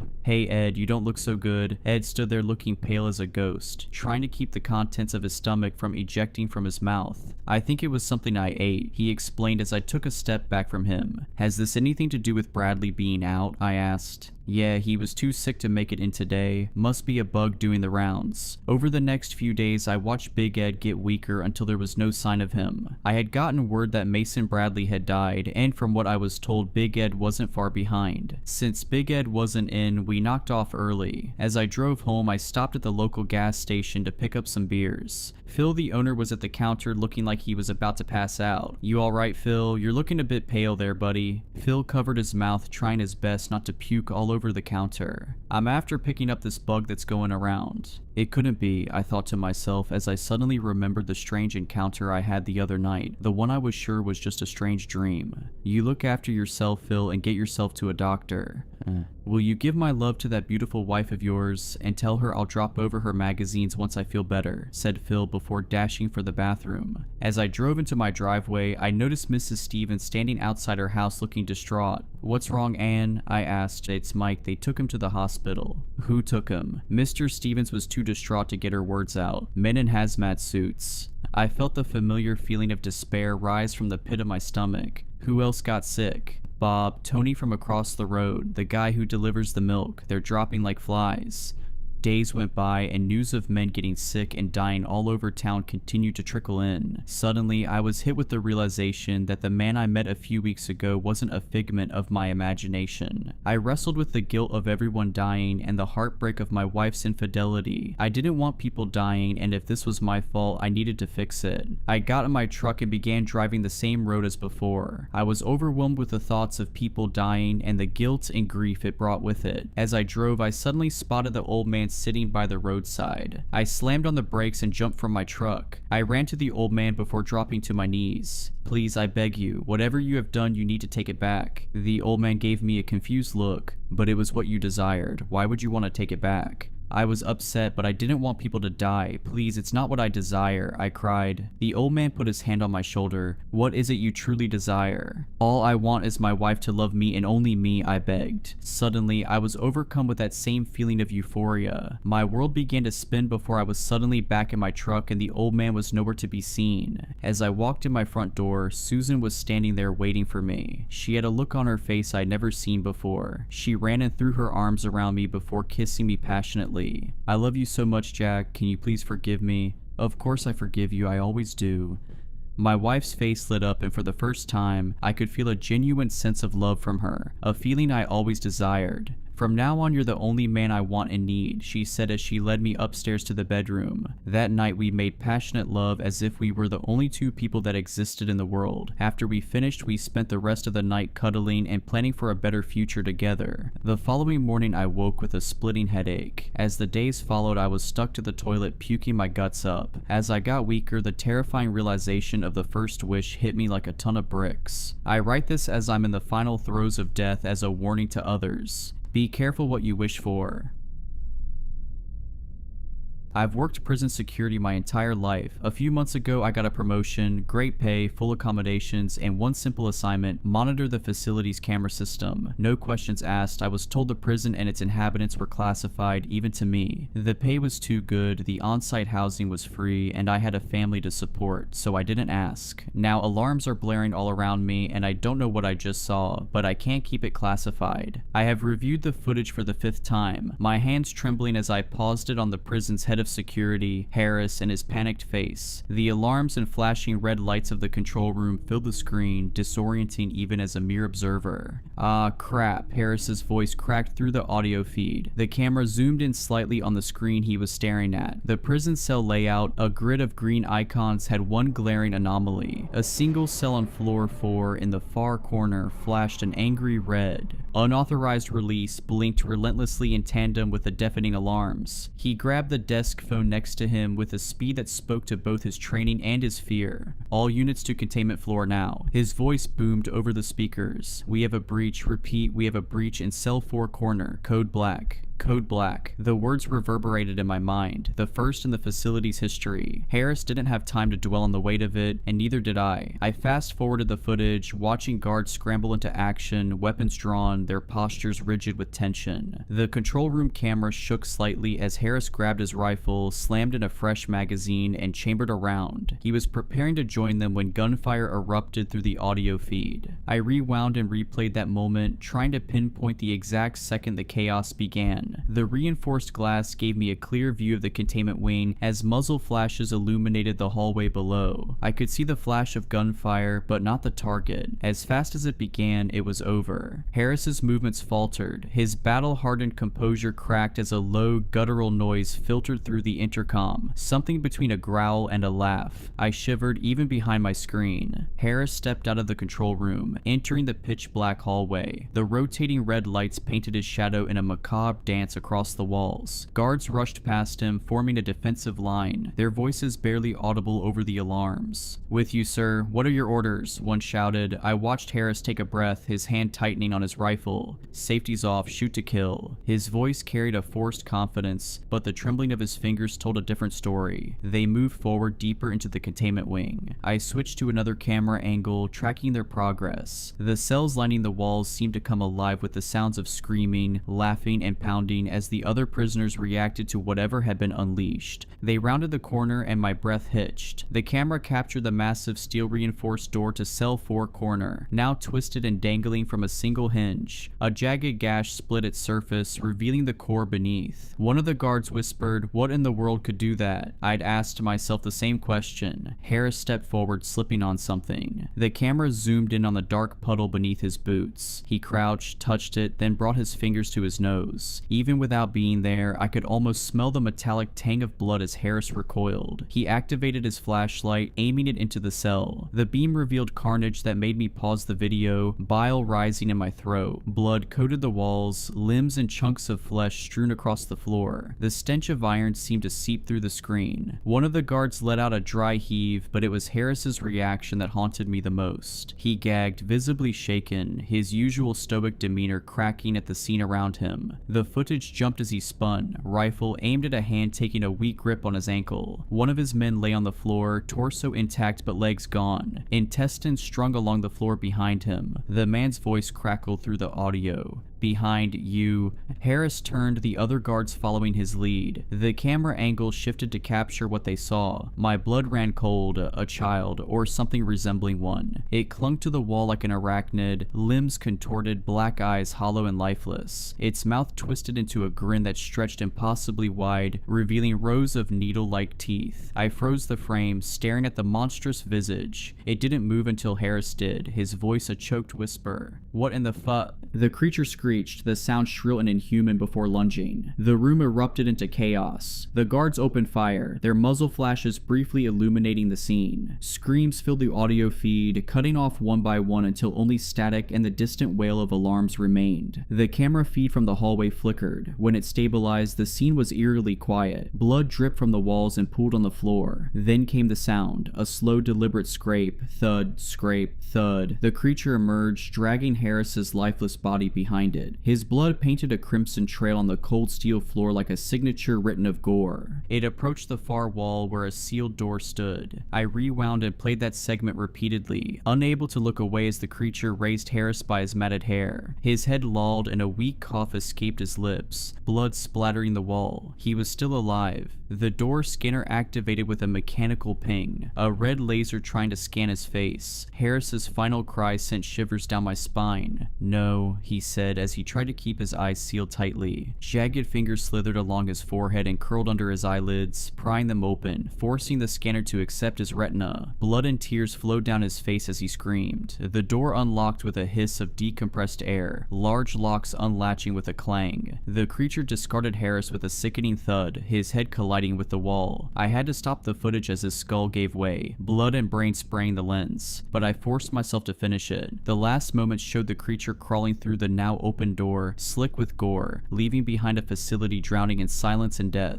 its demented form slowly morphing into that of an innocent child. I sat back, the weight of what I'd seen pressing down on me. My hands hovered over the keyboard, unsure of what to type or who to send this to. There were no protocols for this, no contingency plans for whatever it was. All I could think was, it's free. It looks like a child. It is out there amongst all of us. This is my only warning to you all. I will get thrown in prison for posting this, but it doesn't matter. I'll be safer in there than free with that thing out there. God save us all. I don't know if I should be posting this, but screw it. It's been over 20 years, and no one ever believed me anyway. Maybe someone out there can explain what I saw that night. Back in 2003, I worked security at a government-funded research site. Not gonna say where, but let's just say it was out in the middle of nowhere, far enough that if something went wrong, no one would hear the screams. The facility was a fortress. Barbed wire, keycard access everywhere, armed patrols at night. Most of the time it was boring. Scientists came in, scientists left, and we were just there to make sure nobody messed with their work. But there was one project that always gave me the creeps. They called it Project Chimera. Even the other guards didn't know much about it, just that it involved biological stuff and that the scientists working on it never looked well rested. It was a quiet night shift. I was doing my usual rounds, walking the perimeter of the high security labs. Then my radio crackled. Containment breach in Lab 3, non-human interference. I remember thinking, what the hell does that mean? It wasn't unauthorized personnel, it wasn't security risk, it was non-human. I ran toward Lab 3, and when I got there, I saw two scientists standing outside looking absolutely terrified. Through the glass observation window I saw it, a deer. A stupid deer was standing inside the secure laboratory, right in the middle of all their high-tech equipment, its hooves tapping against the floor. It looked wrong. Not sick, not injured, just wrong. Its movements were jerky, its breathing was too slow. Its eyes were milky white, and I swear to God, for a second, I thought it was looking directly at me. One of the scientists, Dr. Nakamura, I think, was practically hyperventilating. She kept muttering something like, "It's interacting with the Matrix. This wasn't supposed to happen." Then the lights flickered, and everything went to hell. There was this low humming noise, like a power station warming up, but deeper, more alive. The air felt thick, like walking through syrup. The deer just stood there, its body twitching slightly, and the machines around it started sparking. Then, for a split second, it wasn't a deer anymore. I don't know how to explain it. It was still there, but its shape was warping, like it was being pulled apart and put back together at the same time. I could see other things inside it, patterns, shapes that didn't belong in a living creature. The scientists were screaming at each other, trying to shut the system down. I grabbed my radio and yelled, "We have a serious problem in Lab 3. But the second I said that, the deer snapped its head toward me so fast I heard its neck crack. And then it was gone. No explosion, no dramatic escape, just gone, like someone had flicked a switch and erased it from reality. The humming stopped, the machines went dead, the air felt normal again. They shut down the lab immediately. The higher-ups came in the next morning, cleared everything out, and told us not to ask questions. I overheard one of the researchers whispering that they found something left behind where the deer had been standing. A residue, some kind of organic material that didn't match anything they had on record. But no one ever explained what happened to the deer. They told us it was a security failure, that the deer had somehow wandered in through a ventilation shaft, which was bullcrap because I had walked that perimeter for months and there was no way a full-grown deer made it past all that security. A few weeks later, Project Chimera was shut down completely. The lab was sealed off and the lead researchers were reassigned or just disappeared. I put in my resignation not long after, but sometimes I still dream about that night, about the way the air felt wrong, about the deer's eyes, milky white, staring straight through me, and the way for just a second I swear it knew what I was thinking. The teacher knew from the look on my face I had forgotten my homework again. "What's your excuse this time, Toby?" she asked. "I'm sorry, miss. I left it on the kitchen table. I'll have it tomorrow, I promise." She had heard it many times before. It was the same old song and dance, and no matter what I said, it didn't stop me from getting detention. When I got home, my mother was waiting for me. The school had already phoned her, and I knew by the look on her face I was in big trouble. This is the third time this month the school rang me. "I'm sorry, Mom, I did leave my homework at home. Miss Henchley's just out to get me. She sent me to my room after she told me I was grounded for the week. I hated being grounded because all I had was my sister Cindy to talk to. Mrs. Henchley gave me detention detention again. I hate her. I wish somebody would teach her a lesson, I explained to Cindy. Cindy looked at me with a big smile on her face. I can ask my friend to help you. Millie is great and does everything I ask her to do. My sister was annoying, but I found it cute that she had an imaginary friend. Later, I was jolted from my sleep, and Cindy was sitting by the dressing table with her back turned to me. Get back to bed, Cindy. It's late. If mom finds you out of bed, I'll get in trouble. I hated sharing a room with my sister who slept on the top bunk. When my dad died, we had to move to a smaller house. My mom said it was temporary, but it's been 2 years now, and I am still stuck in a tiny room with her. When I woke the following morning, my sister was already downstairs. I walked over to the dresser and picked up a drawing my sister must have drawn. My sister's drawings were usually cute. She likes unicorns and fairies, but this one was disturbing. It depicted a woman lying on the floor next to a busted up car, and she had red stuff coming from her head. I arrived at school that day to find Miss Henchley wasn't behind her desk. Instead, we had a substitute teacher who told us she was filling in after Miss Henchley was involved in a terrible car accident. It was then I remembered the picture Cindy had drawn. It was just a coincidence, I was sure of it, but I couldn't help feeling guilty. Either way, I wished this on her. The only upside to Miss Henley's accident was not having to do detention and go home. On the way home, I bumped into Damian Morsley. He was on my case all year, and every time he saw me, he gave me a beating, and this time was no different. When I got home all bloody and bruised, I went straight to my room. I didn't want my mother to make a big deal about it. I didn't want to give Damian more reason to hate me. What happened to you? My sister asked as she stepped into the room. Nothing happened to me, I said as I scolded my sister for asking too many questions. Was it that mean kid Damian again? She asked in a concerned tone. Yes, but you can't say anything to mom. She will go ballistic. My sister looked at me again with that mischievous smile.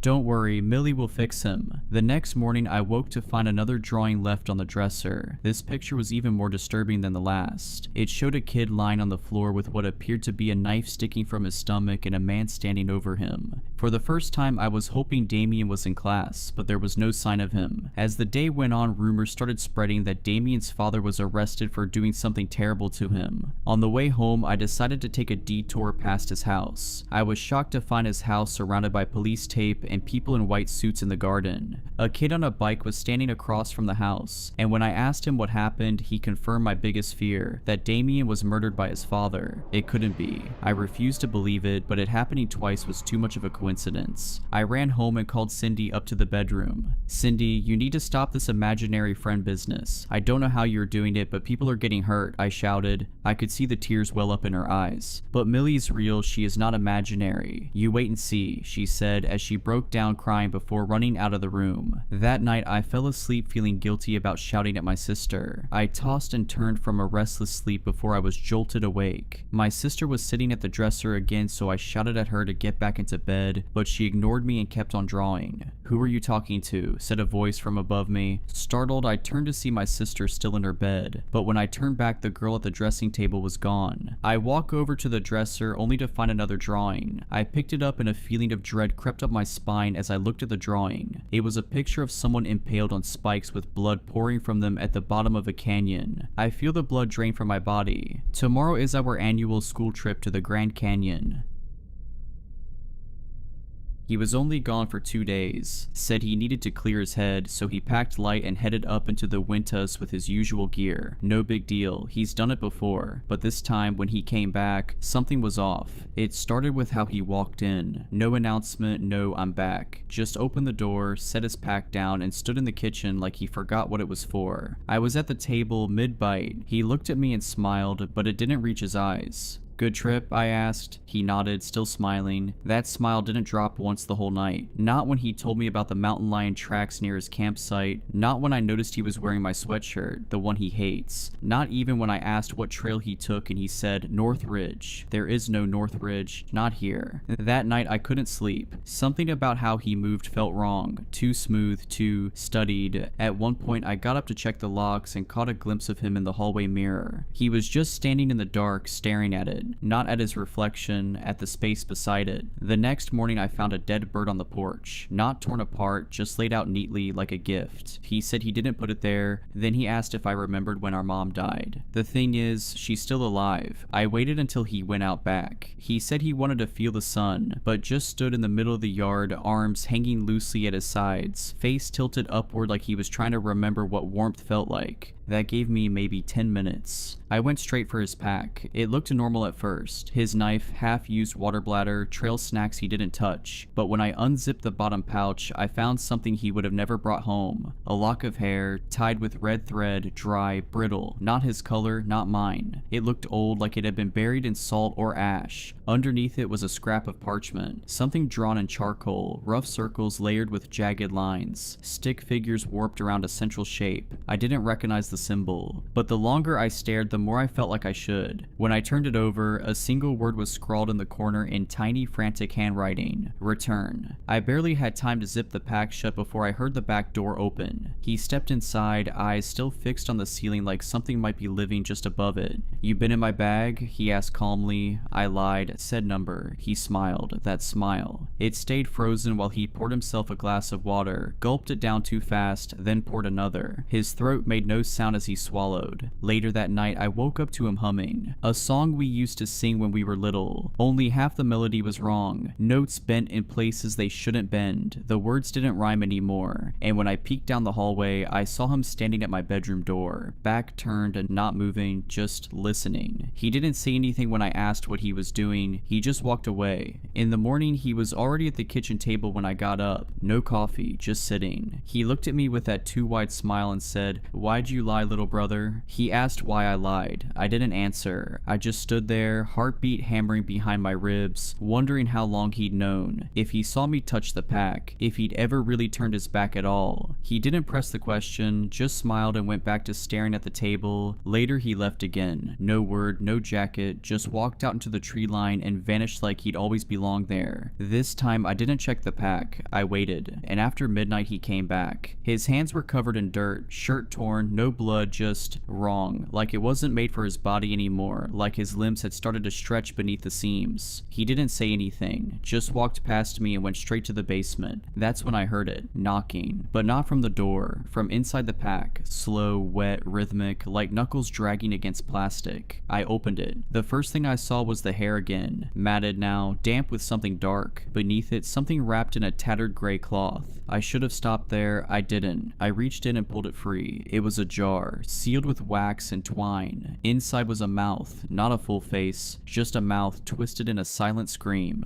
Gums torn back, lips stitched closed with animal sinew. But it was breathing. The glass fogged up every few seconds. It was trying to speak. Then I realized something. It looked like mine. I dropped it. The jar didn't break. It just rolled to the edge of the floor and sat there, vibrating softly. Then from the basement his voice called up.